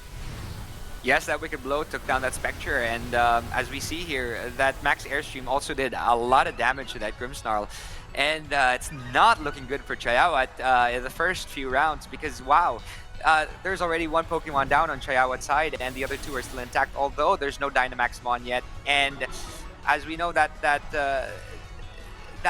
fairy attacks are very effective against that Urushifu, so it took so much damage. And there we go. What's happening next? A Landorus is out. The two Landorus are both out on the field again. Intimidate, lowering the attacks of both Landorus and Urushifu on the side of Jin Wei. So what's gonna come next? Right, so what the move that Grimmsnarl will use is the Spirit Break, right? Spirit Break going against Urushifu, it is 4 times weakness into the Spirit Break, because it is not only a fighting type but also a dark type Pokemon, so that is 4 times weakness against it. And right now we're going to be seeing the first Dynamax here for game number 2 for the side of Chaiyawat, of course, bringing out this Dynamax on Landorus, going to be able to get in some pressure in against this Urushifu, and of course the Landorus as well, with the help of the -1 from the Intimidate of this Landorus. Yes, and that Grimmsnarl has put up a light screen, so that Reflect and Light Screen are both up, and we see a Wicked Blow coming in, hitting that Landorus with a critical hit as usual, to hit that Landorus for a bit of damage. That Max Airstream adds to the pressure, giving Grimmsnarl a run for his money with 12 HP left, and increasing the speed of both Landorus and Urushifu on the side of Jin Wei. Also a Max Airstream from that Landorus on Chaiyawat's side, just so that they can keep up speed-wise, hitting Jin Wei's Landorus for a bit of damage. And oh no, it wasn't the Landorus. Sorry, it was the Urushifu that was taken down. Right, so at this point on, since the taunt is now down, for the side of Landorus, they are not going to be able to get in a max guard if they choose so, or never mind, they're not going to be able to use max guard anymore, as that was the last turn for their Dynamax, but instead they could go in for the sword stance if they choose so. But now that the Porygon 2 is now out, they might just be able to take down, use Trick Room here. Definitely not going to be able to use max, not going to be able to make use of the max strike here, since the Dynamax Pokemon here came into this side of the Landorus Therian. So right now Grimmsnarl is just setting up the light screens once again, just to be able to mitigate as much damage as possible. Yes, that Grimmsnarl uses that Thunder Wave to paralyze that Porygon 2, as we know, could be quite a nasty defensive Mon. We've got a Swords Dance coming out from that Landorus to really boost its physical attack stat to be able to take down Chaiyawat's team, although we still have the Dynamax Landorus who does the Max Quake, hitting that Porygon 2 with a lot of damage, causing more than half damage to that Porygon 2, and the special defense has risen on the side of Landorus and Grimmsnarl. We've got the Trick Room coming out. Ooh, interesting from that Porygon 2. So what do you think will happen there with that Trick Room, with so many speedsters on the field? Right, I mean, See, Landoris here from the side of Chaiyawat is, was able to set up the max airstream, so definitely they are currently the faster one. And of course, we have the bulkier Pokemon on the side of Chaiyawat. So Jin Wei's decision here to go in for the Trick Room is actually quite a good one as well, just to be able to get the speed control. Them being the slower Pokemon into this field will definitely make them the faster one in this Trick Room. But unfortunately, this Porygon is paralyzed. It's not going to be able to get a hit. And that Spirit Break comes out, hitting that Landorus for a bit of damage at least, Slowly but surely, that special attack has fallen, though. Max Airstream hits that... Oh, wow. Taking down that other Landorus on the side of Jin Wei after a really, really good long run. So just take a rest, Landorus, as the speed has increased on Chaiyawat's side. Wait, that's Although actually Landorus really has interesting. Lost a little bit of HP. Why? That's actually really interesting. Chaiyawat's Landoris is slower than that of the Landoris from the side of Jin Wei. So it actually took the benefit in actually took Trick Room into its benefit, into its advantage. That it did. But now that it has +1 on speed, it's definitely going to be slower, I believe, than that of the Venusaur. They don't want any sun here getting set up so that they would be able to take advantage of that in the form of the Venusaur. But let's find out what's going to be the attack here. It's going to be the recover from the side of the Porygon 2. I might have missed that they didn't went in for the airstream here for the side of Chaiyawat, but we are going to be seeing a Sludge Bomb here to take down this Grimmsnarl. Yes, that Grimmsnarl is taken down, and we have not seen the fourth Pokemon of Chaiyawat yet, so as we wait for that, we see a Landorus with a Rock Slide doing a little bit of damage to both Venusaur and that Porygon too. Wonder what this last Pokemon is going to be on Chaiyawat's side to counter these two, and it is that Rotom. It's back, second time. Here's a Charm, and let's see what it will be able to do versus Jin Wei's team. Right, so Jin Wei here, as mentioned, have a very offensive of Venusaur here. Doesn't have any protect, so definitely this overhit is going to be able to get a hit against this Venusaur, maybe even taking it out, especially that it's already damaged. But we're going to be seeing an Ice Beam here. Definitely going to be a super effective hit against this Landorus. But if this Rotom is going to be able to take down this Venusaur, I think there's still quite a huge chance that Rotom is going to be able to take down this Porygon 2, yeah. And now we are going to be seeing this overhit, but it avoided it! But it avoided it! Oh no! Oh no! Oh my gosh! It avoided that overheat. That could have been the game changer in this situation. Although now that Rotom has protected itself, just to see what happens.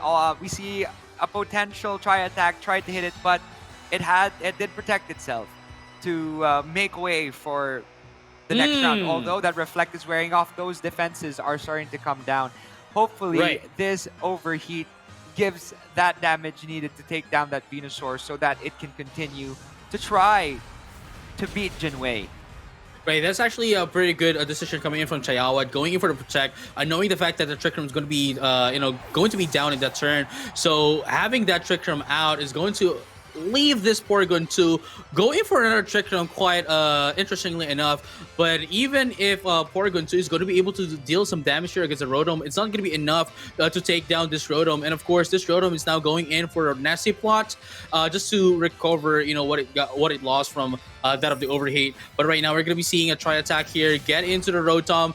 And we're going to be seeing some calculations here, and there we have it. Now that we know that Tri-Attack is not going to be able to deal, enough damage to take down this Rotom, Chaiyawat could just, Chaiyawat could just, relax here a little bit, try to stall out the Trick Room once again, and from then on, could just get some attacks, maybe go in for the overhit or even the Thunderbolt. And especially the fact that it's currently paralyzed, it's definitely just giving out a lot of advantage into Chaiyawat's side. Yes, Chaiyawat has a lot of the advantage in this particular situation. But you know what? It's still anyone's game. Rotom could potentially continue to boost itself, or it could start attacking. But as we know, Overheat only has a very little PP, so we'll wait to see what happens. Although, without that barrier, it could be scary for this Rotom. And as we know, the Trick Room is up, so that Porygon has an advantage. Right, as we saw, there's only one more turn for the Trick Room. So after this turn, the Rotom already has +2, if I'm not mistaken, +2 on the special attack. So it might be able to take down this. Porygon 2 in just one turn.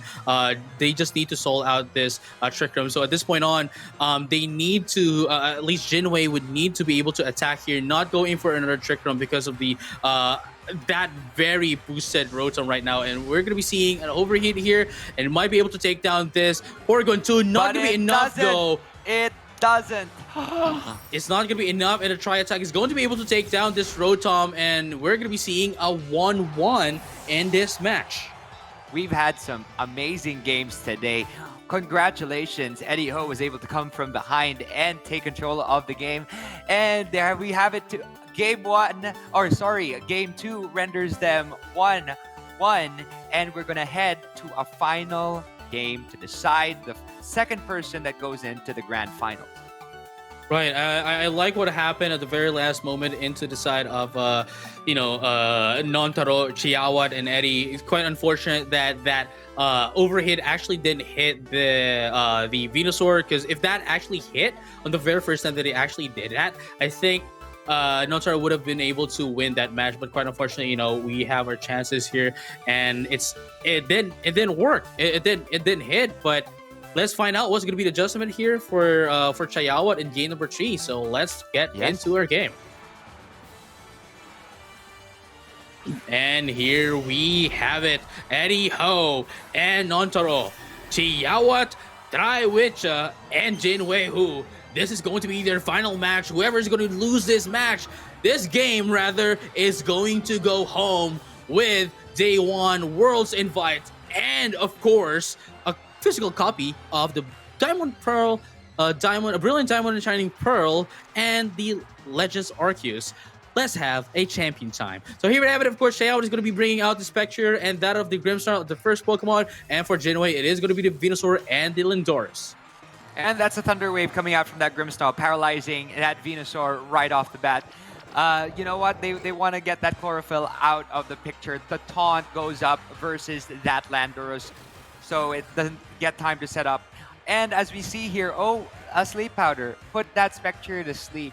And that sleep always causes some serious problems because, it takes 3 turns sometimes to be able to wake that Pokemon up. So that Spectre is out of commission for now.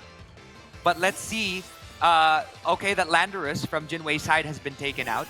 And a Porygon 2. The Porygon 2 that masterfully destroyed Chaiyawat last round is back up again. Grimmsnarl used Reflect. We're setting up again. Chaiyawat is setting up the walls again just to raise defenses on the side of Chaiyawat. But that Spectre is still asleep. That Sludge Bomb will do a massive damage on that Grimmsnarl, knowing that it's super effective against it. But what will happen now? We have that Snarl possibly coming up because that's usually what is used. But we'll see. Who knows? Right. So here's the thing, though.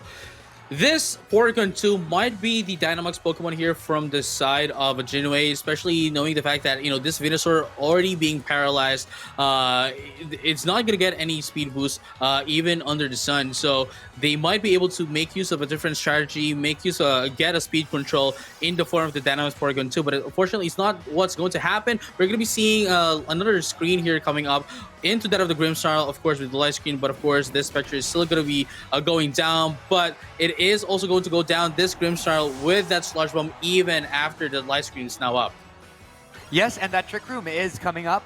That Trick Room is coming up just to give that advantage back to what happened with that Venusaur with that paralysis. And of course, that Porygon, how it is effectively used during the Trick Room. And Chaiyawat has countered that, obviously, and sends out Rotom.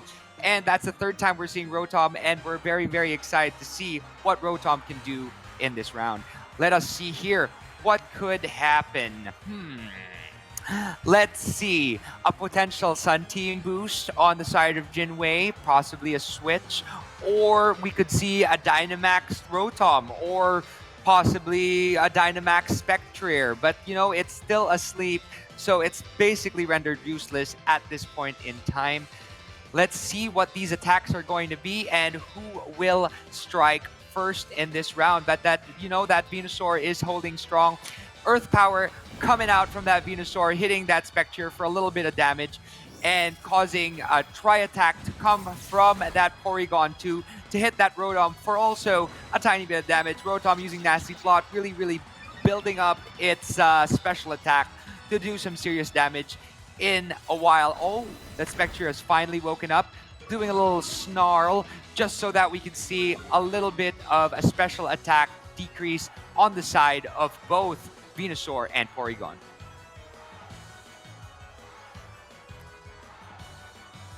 Yes. So as we see here, we've got a max. We could possibly see a Max Flare coming out. We could potentially see that Porygon 2 doing some serious damage with that Trick Room, because you know what? They're the slower of the four. So they're possibly going to be the ones to take control of the battle. And here we go. There is the first Dynamax Mon coming out from Chaiyawat's side. There we go. We have got a... wow, that is the Dynamax Rotom. Who would have thunk that Dynamax Rotom coming out, especially after that Nasty Plot boost? It's going to do some serious damage on that side. Sleep Powder, though, could put that Spectre back to sleep, and it did. It hits and is able to put it back to sleep. Also, a Tri-Attack coming from that Porygon 2 and freezes that Rotom. Heat. Completely render that Rotom Heat useless. That frozen status really can cause you some serious setbacks.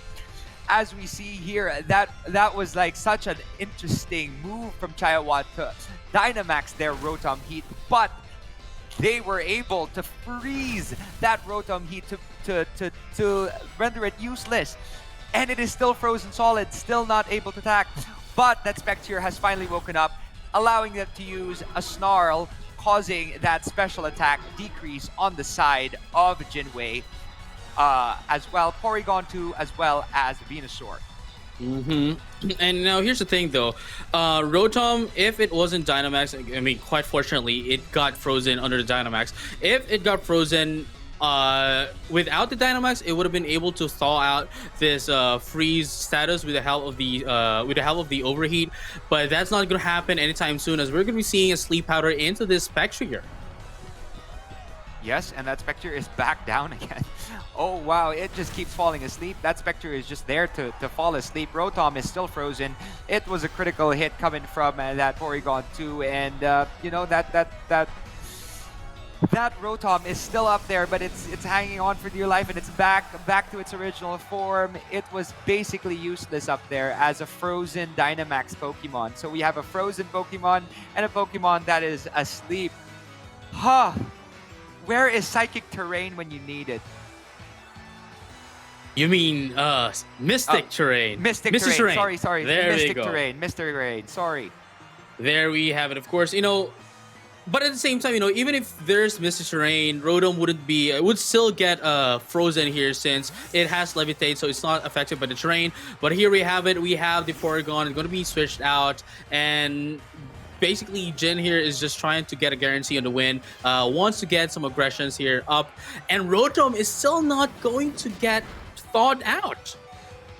Yes, and it just looks like they're taking them down one at a time because of those status. But as we see here, I think Chaiyawat knows what's happening and has canceled the battle. So that means that Eddie Ho has won. After a slow start in the first round, losing in the first game, they were able to come out on top. Maybe it was because of a little bit of help from the previous quarterfinals round. And as we know, Nontaro was coming in cold. Right, and I mean, that was actually quite unexpected to happen, especially that, again, you know, Nontaro under the, you know, Thailand qualifiers did have a single loss on week 1 and week 2 qualifiers, but, you know, moving here, of course, it's still a different game. They were bringing down their Rotom, which they didn't bring on the qualifiers, so and at the same time, Eddie was just really was able to shut down Chaiyawat, in that game, especially in game number 2 when they got the frozen. From then on, getting all the sleep powders as well, with the Venusaur, it just helped them a lot. And from there, they just steamrolled over Chaiyawat and essentially shut them down for good. And of course, that was that tri-attack with the luck on the side of Eddie Ho. So congratulations to Eddie Ho, who has finally gotten into the finals. Next to Thailand, Jirawiwat. We've got Jirawiwat versus Jin Wei. And that will be coming up in the grand finals. And we will find out who will win that trip to London, as well as their accommodation and day 2 guaranteed slot, which is amazing. That would be great to get, right? Winning this will be great for your pocket because you're not gonna have to shell out too much money. So congratulations again to Eddie Ho going on to the finals versus Cafeteria from Thailand. So now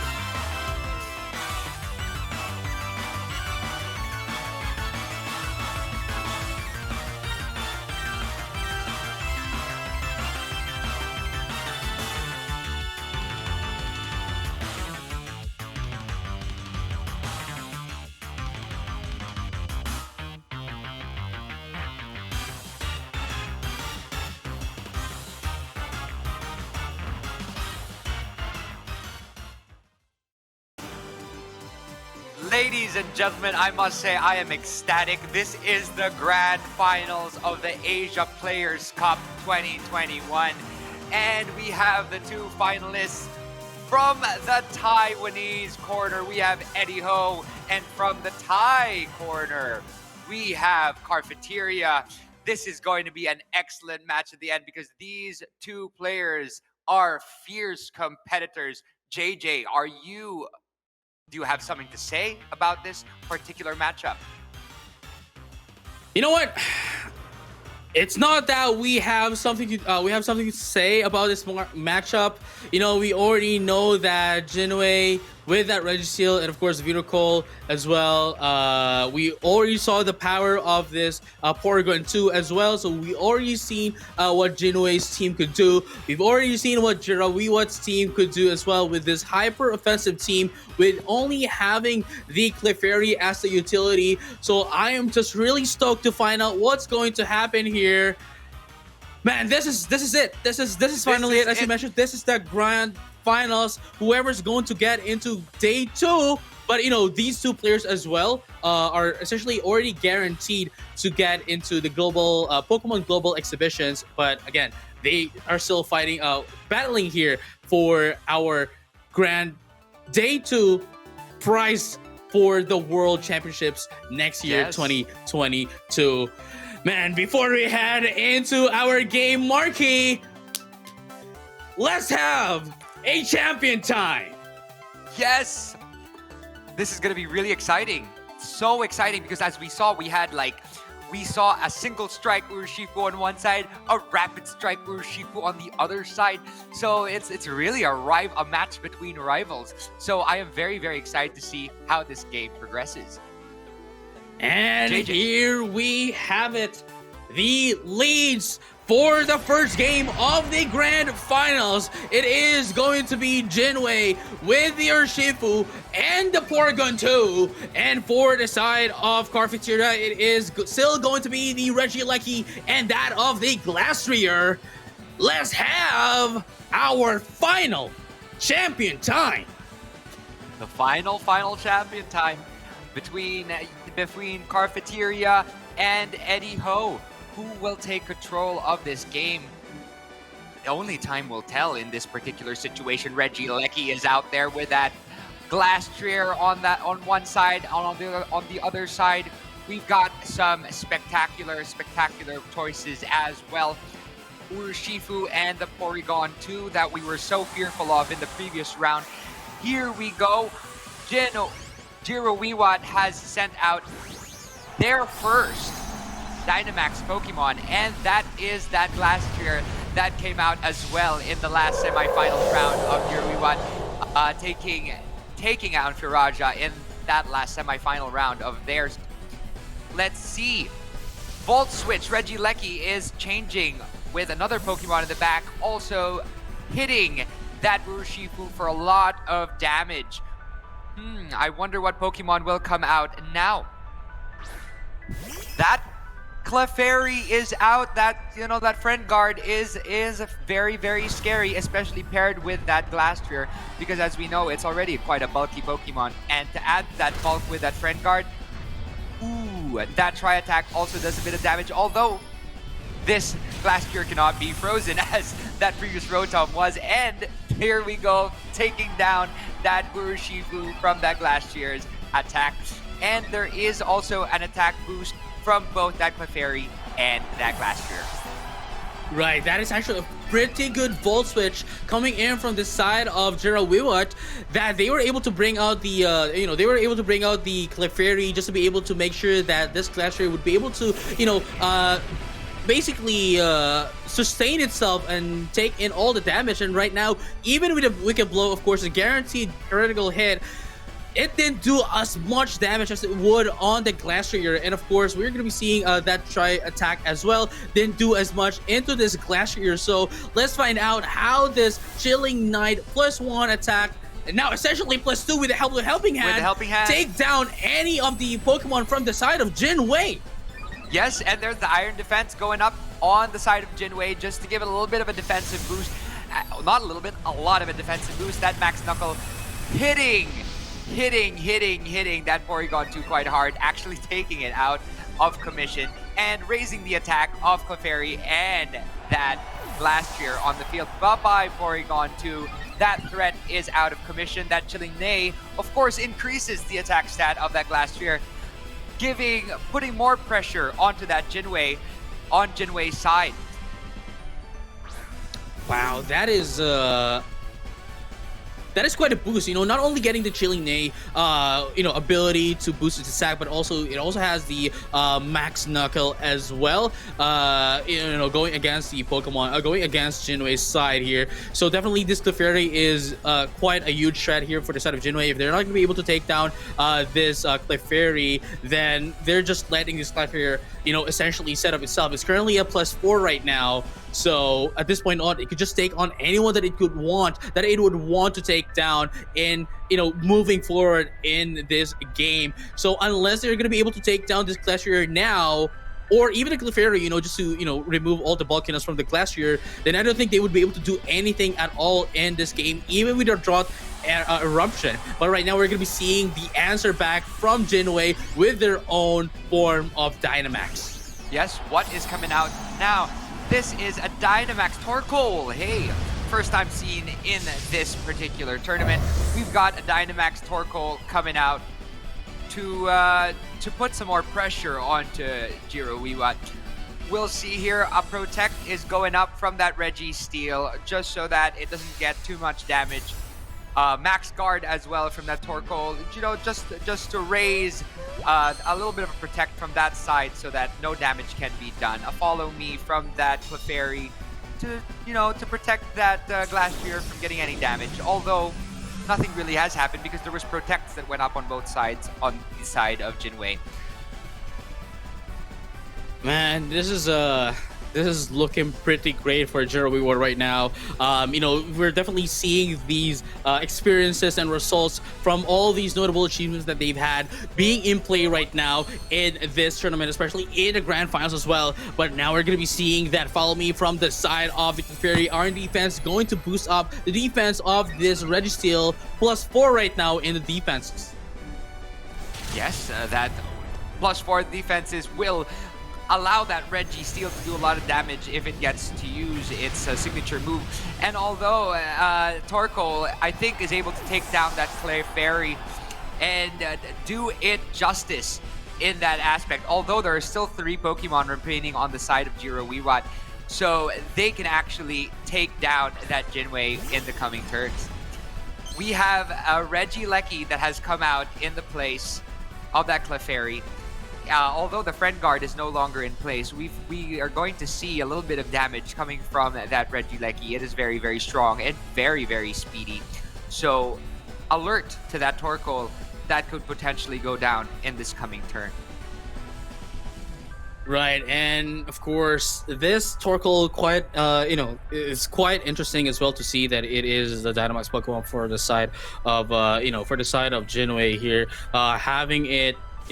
It having Eruption, Burning Jealousy, Earth Power, and Protect is definitely not going to do a lot here, as it is going to be taken down now. And Jin Wei only has 1 more Pokemon up their arsenal. Yes, that Body Press will take down the Glacier, unfortunately. But although that is the case, I don't think the Glacier would have been very useful to begin with because of that Iron Defense boost. But let's see what comes out next. We have Yes, the Urushifu is out. Let's see this Rapid Strike form, what it can do versus that Registeel on Jin's side with Pokemon available to their disposal. As we can see... So, as you can see here... Right, yeah, as you can see here, it has access into that of the close combat, so definitely going to be able to deal a lot of damage against this Registeel, but at the same time, it already has +4 on the defense, so it might not do as much damage. But now, Rising Voltage, though, even without the Electric Train, still dealt a lot of damage, but right now, it still doesn't have any pluses into that of the special defense, so, that Rising Voltage actually still dealt a lot of damage against this Registeel, but now we have the Body Press as well. Not gonna be... Oh, it actually was able to take down the Registeel. It took it down, especially with those boosts. As we know, that Body Press takes attack stat from its defensive stat, and as we saw, the Iron Defense went up to allow that Body Press to do so much damage on that Regieleki. But now we've got one Pokemon aside now, and let's see if that close combat is able to take down that Regieleki. Although it was not able to. The defense fell from that Urushifu, so it might be scary from this Body Press. That might cause it a little bit of damage, although it hung on from a Focus Sash. Who knows what a Focus Sash can do in any given situation. And I think because that Focus Sash went on, unless there's something that happens elsewhere, I think that it might be a game that goes to Jirawiwat. Right, so instead of going in for the close combat, they went in for the Sorting Strikes, knowing the fact that it is guaranteed 3 times a critical hit. They would be able to deal more damage than if they are going to be doing the close combat. And of course, with that leftovers, it's going to allow this Registeel to, survive that close combat. But really, really good match here from the side of Jirawiwat. And of course, winning that game 1 by a very, very close call. Like a hair. If it wasn't for the... Yeah, like a hair. If it wasn't for the Focus Sash, they would have been able to win that game. Yes, if it wasn't for that Focus Sash, Eddie Ho would have taken that game. That was such a close game. But then again, we have 2 really, really distinct champions from Thailand and Taiwan who want to represent their country and win this eventual tournament. So who knows what will happen in the next game. This is so exciting. I wish I had a drum roll so I'd go... I actually do. So drum roll, please. We are starting the next game. So here we have it. This might be the final game, as this is a tournament point right now for Jirawiwat. Let's have a champion time. Woo! Now, Jin Wei is going to be setting out their leads now in game number 2, going to be the Pokémon 2, and that of the Registeel maybe wanting to get a bulk here, you know, just to try to set up immediately on turn number 1. But for the side of Jirawiwat, it's going to be the Registeel and the Glastrier. They want to do what is not broken and what has been working out for them since earlier. Yes. You know what? Why fix what is not broken? I think that's becoming a theme in this particular tournament. People have been actually using previous tactics, but tweaking them just a little bit, just to give the opponent a run for their money. Here we go. Jirawiwat finally sends out, or primarily sends out, its first Dynamax Pokemon, which is that Regieleki. And as we know, that Regieleki in Dynamax form is very, very scary, because now it's sending out it will be sending out its first attack and will be actually releasing that electric terrain. Although that Registeel has put a Protect on just in case, that Porygon 2 takes that damage. And the electric terrain is up. Definitely going to be able to boost up its attacks. Exactly. The Tri-Attack, though, also counters that Regieleki, doing a lot of damage to it as well. Although that Porygon 2, which was very much of a threat in the last game, is no longer on the field and was taken down. Wow. So, see, Jirawiwat's game here, they saw what Jin Wei was going to do from a mile away. They knew for a fact that, okay, Registeel is going to be able to, you know, try to prolong its step, maybe go in for a Protect, and double targeted that Porygon 2. You know, we've already seen how much of a threat this Porygon 2 might pose against Jirawiwat's team, and of course, we already saw how much of a threat it was on the previous games as well. So that was quite a decision coming in from Jirawiwat, you know, to remove that from play immediately on that turn. And of course, with this Intimidate, it's going to bring back Glastrier to, you know, neutral attack here without any plus, without any minus, because it had the chilling nay rather, and now reduced into -1 with the help of the Intimidate. So still, this Regieleki is still quite a threat here for the side of Jin Wei. So unless they're going to be able to take down this Regieleki, I think they're going to have a hard time. Yes. You know, Jirawiwat is becoming very much of an unpredictable opponent. You know, that Glastrier went up last time as the Dynamaxmon, and now the Regieleki. We don't know what they're going to do, and that is what makes an exciting champion. So hopefully they're able to take the win and control as the grand champion of the series. Let us see what happens in the coming round. But now it was switched out for the Torkoal. The Torkoal has sent out the Sun. So the Sun teams are about to come out. Although a Max Lightning from that Regieleki hits that Registeel before it could boost its special defenses, but with that Electric Surge, obviously that adds to the problem that Registeel had at this point in time. Also, a little bit of an attack towards that Torkoal that was not super effective from the Glastrier.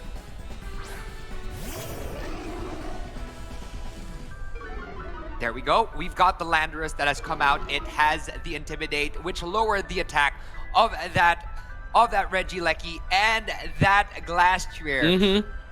So that's the thing though. Like, Torkoal was the last Pokemon from the side of Jin Wei. Doesn't have the Venusaur, so definitely who's gonna be able to take who's gonna be able to take advantage of the Sun weather here?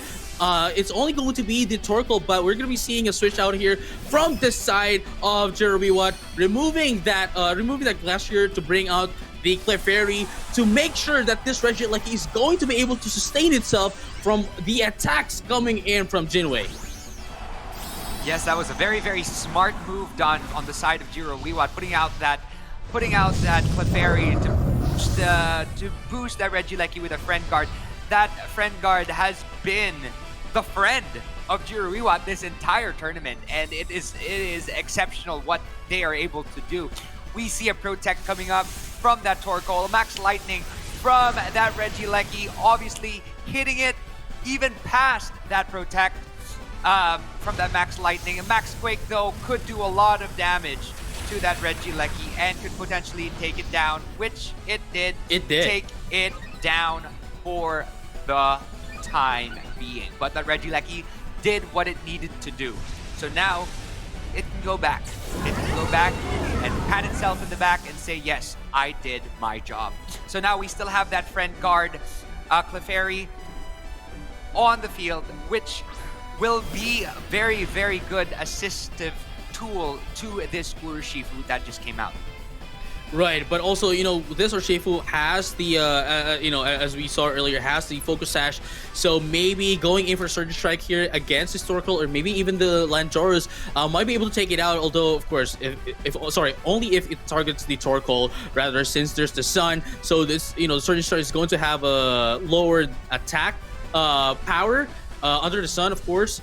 But at the same time, as you mentioned, there's still the friend guard, Clefairy here. So even if it gets attacked, it's going to mitigate as much damage as possible. But right now, we're going to be seeing the Surging Strikes now into that of the Torkoal to take it down, leaving Jin Wei only one Pokemon left. Oh, wow. Jirawiwat is a star. They're taking down that Torkoal. We have one Pokemon on Jin Wei's side, which is the Dynamax Landoras, boosting the speed, but hitting that Urshifu. And as we saw from the round a while ago, it has that Focus Sash, so it did survive. Who knows what will happen? That Icy Wind hit that Landoras and lowered the speed of that Landoras, so that speed went up and it went down again just in that one turn. So right, what will happen next, JJ? This is so exciting. I think this might be a game to lose or the game to win for Jirawiwat. What do you think, JJ? Right, but here's the thing, though.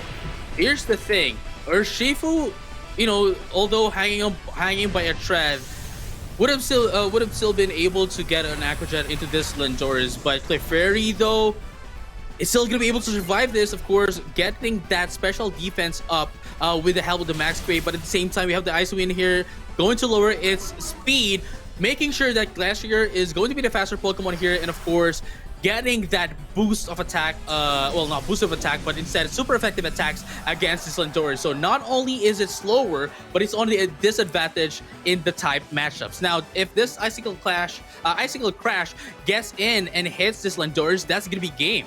Yeah, that Icicle Crash is basically detrimental to actually hitting that Landoras. Once it hits it, it's down and out. Although a Swords Dance could increase the attack stat of Landoras if it survives that Icicle Crash.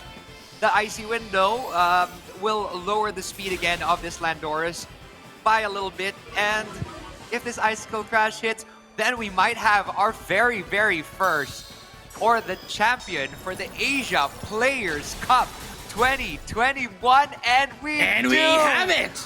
We have our first champion, Jirawiwat Thitasiri! Wow! My goodness, Jirawiwat is our very first champion for the very first Asia Players Cup. Very, very interesting. They were part of the three trainers who did not use any Sun team, because as mentioned earlier, there were 5 players who were using a Sun team, and Jirawiwat was part of the 3 that wasn't using a Sun team. So quite a huge congratulations to show us that you don't need a weather team to win this, but having just a hyper offensive team can get you to this level, to this stage of the tournament, and winning the entire tournament as well. Yes, and I believe that MVP on that side was either that Glacier or that Clefairy on definitely. Cafeteria's that side. Clefairy. You know what? And that actually brings about a metaphor in real life that yes, you know what? Even if you aren't fully evolved or you're not your best self, you can still do wonders. And Right. definitely that is what Clefairy did for us. And I have to agree with you that it is actually Clefairy that is the MVP of the team here for this side of for the side of Jirawiwat. And I really admire how, even though it was the only utility Pokemon from the side of Jirawiwat, it actually did its job pretty well and made sure that most of the Pokemon from the side of Jirawiwat would be able to sustain itself, and from then on, just steamroll and get the snowball running, basically running towards its enemy. Yes, and you know what, JJ? We're very, very excited because we're going to actually meet our champion, Cafeteria. What amazing battles that was. That was such a fabulous, fabulous show of skill. So congratulations, Cafeteria, for winning all those matches. Would you have anything to say for yourself? I mean, I'm a fan. What an amazing, amazing job. Well, yeah, that was a match. I never expected that I could come this far, to be honest. But yeah, I super appreciated that I could come this far. Yeah, I lost over that. Right. Like, all those matches was close call. And yeah. I wanted to ask you a few questions here. First off, you mentioned having close calls on your game on your first match going against Percy from Hong Kong. You had what was your reaction basically on the Alice switch on game number 2 on turn 1? So I'm pretty sure that actually surprised you that you hit that you hit the Venusaur instead of the Cresselia. Yeah, so it was pretty surprised, but I kind of expected, but not pretty sure that he's gonna go for it. But like, it's game 2 and I still got into the lead. So if I got tricked by the Arceus, I can still come back in the game 3. But yeah, I didn't expect that it like really happened on the first turn of game 2. Right, and you mentioned Marky, Marky and I know this, that you treat Non-Taro as your mentor. So how does it feel that you're not seeing Non-Taro in the grand finals as you are on the grand finals? Well, I kind of really want Non-Taro to be the champion instead of me, to be honest. Like, he's full of potential, much more than mine. But yeah, well, I saw his match because he was playing at my house for his match, and it was really bad hacks that he got, which is like unfortunate for him. The frozen Rotom. Oh my gosh, I felt so bad for him when that happened. Yeah, that was it was terrible. I was lost for words. Yeah. Yeah. Like, right, if I have to fight terrible Non-Taro instead of Edio, then I think Non-Taro will beat me, like, in an instant. Because Right. also Non-Taro and yourself have been training together, so they probably know your team. Yeah. And I hear that you actually lost to Non-Taro in your Qualifiers. tournament in Thailand. That was your only loss, Yeah, of right? course. Yeah, only Yes, Non-Taro yes. 3 times in the tournament. Yeah, so his team is kind of counter my team, and his player style is like a kind of like very experienced, really know much about opponent, about me, and he's like, he can read me like an open book all the time. I can barely like put a needle against him, to be honest. Yeah. But you know what? Going back to your matches, and I'm sure Non-Taro is very, very proud of you now, and that you brought home that victory for Thailand.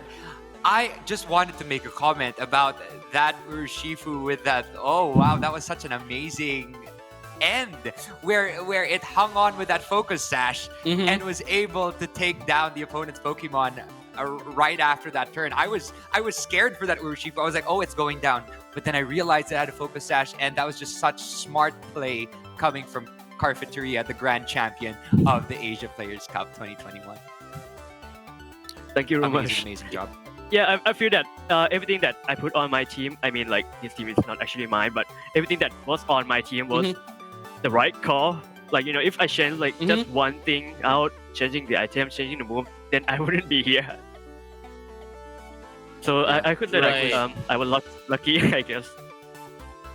It's not just lucky; it's also a great amount of Skill. skill, especially because we saw what you have accomplished in your previous tournaments. Well, it's just a There's a list lot. of serious credentials that we could look at and really see you becoming a possible world champion in the future. So we're very excited thank you to very much. see you go into Worlds and take control of that battle. You know what? We are very Right. excited to watch that.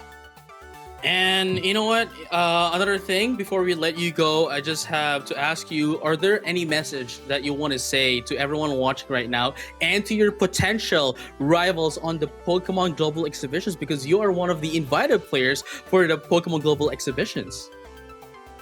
Yeah, definitely. To be honest, it is important to look Go at ahead. the goal in the long run. But if you only fix to your own goal, then you might take a misstep. So you have to focus on what are you doing at the time, and take each step by step until you reach your goal. That's the important part of reaching the goal. Right. So instead of going over into the long term, it's fine to have long term goals, but you also need to have short term goals to get into that long term goal that you have set for yourself. And that's actually quite a very sweet message coming in from Cafeteria. Once again, congratulations, Cafeteria, for winning, the Asia Players Cup. Getting that day 2 with flights and accommodations. I am really jealous right now. We're all jealous. We're all jealous of you. But we are rooting for you, Cafeteria. We are rooting for you to Thank do you very much. amazing. I will do my best. Yes, we know you will. We know you will. We've seen your skill and your ability, and we are very, very excited to see what you have in store for us as the Asian region. So thank you so much, Cafeteria.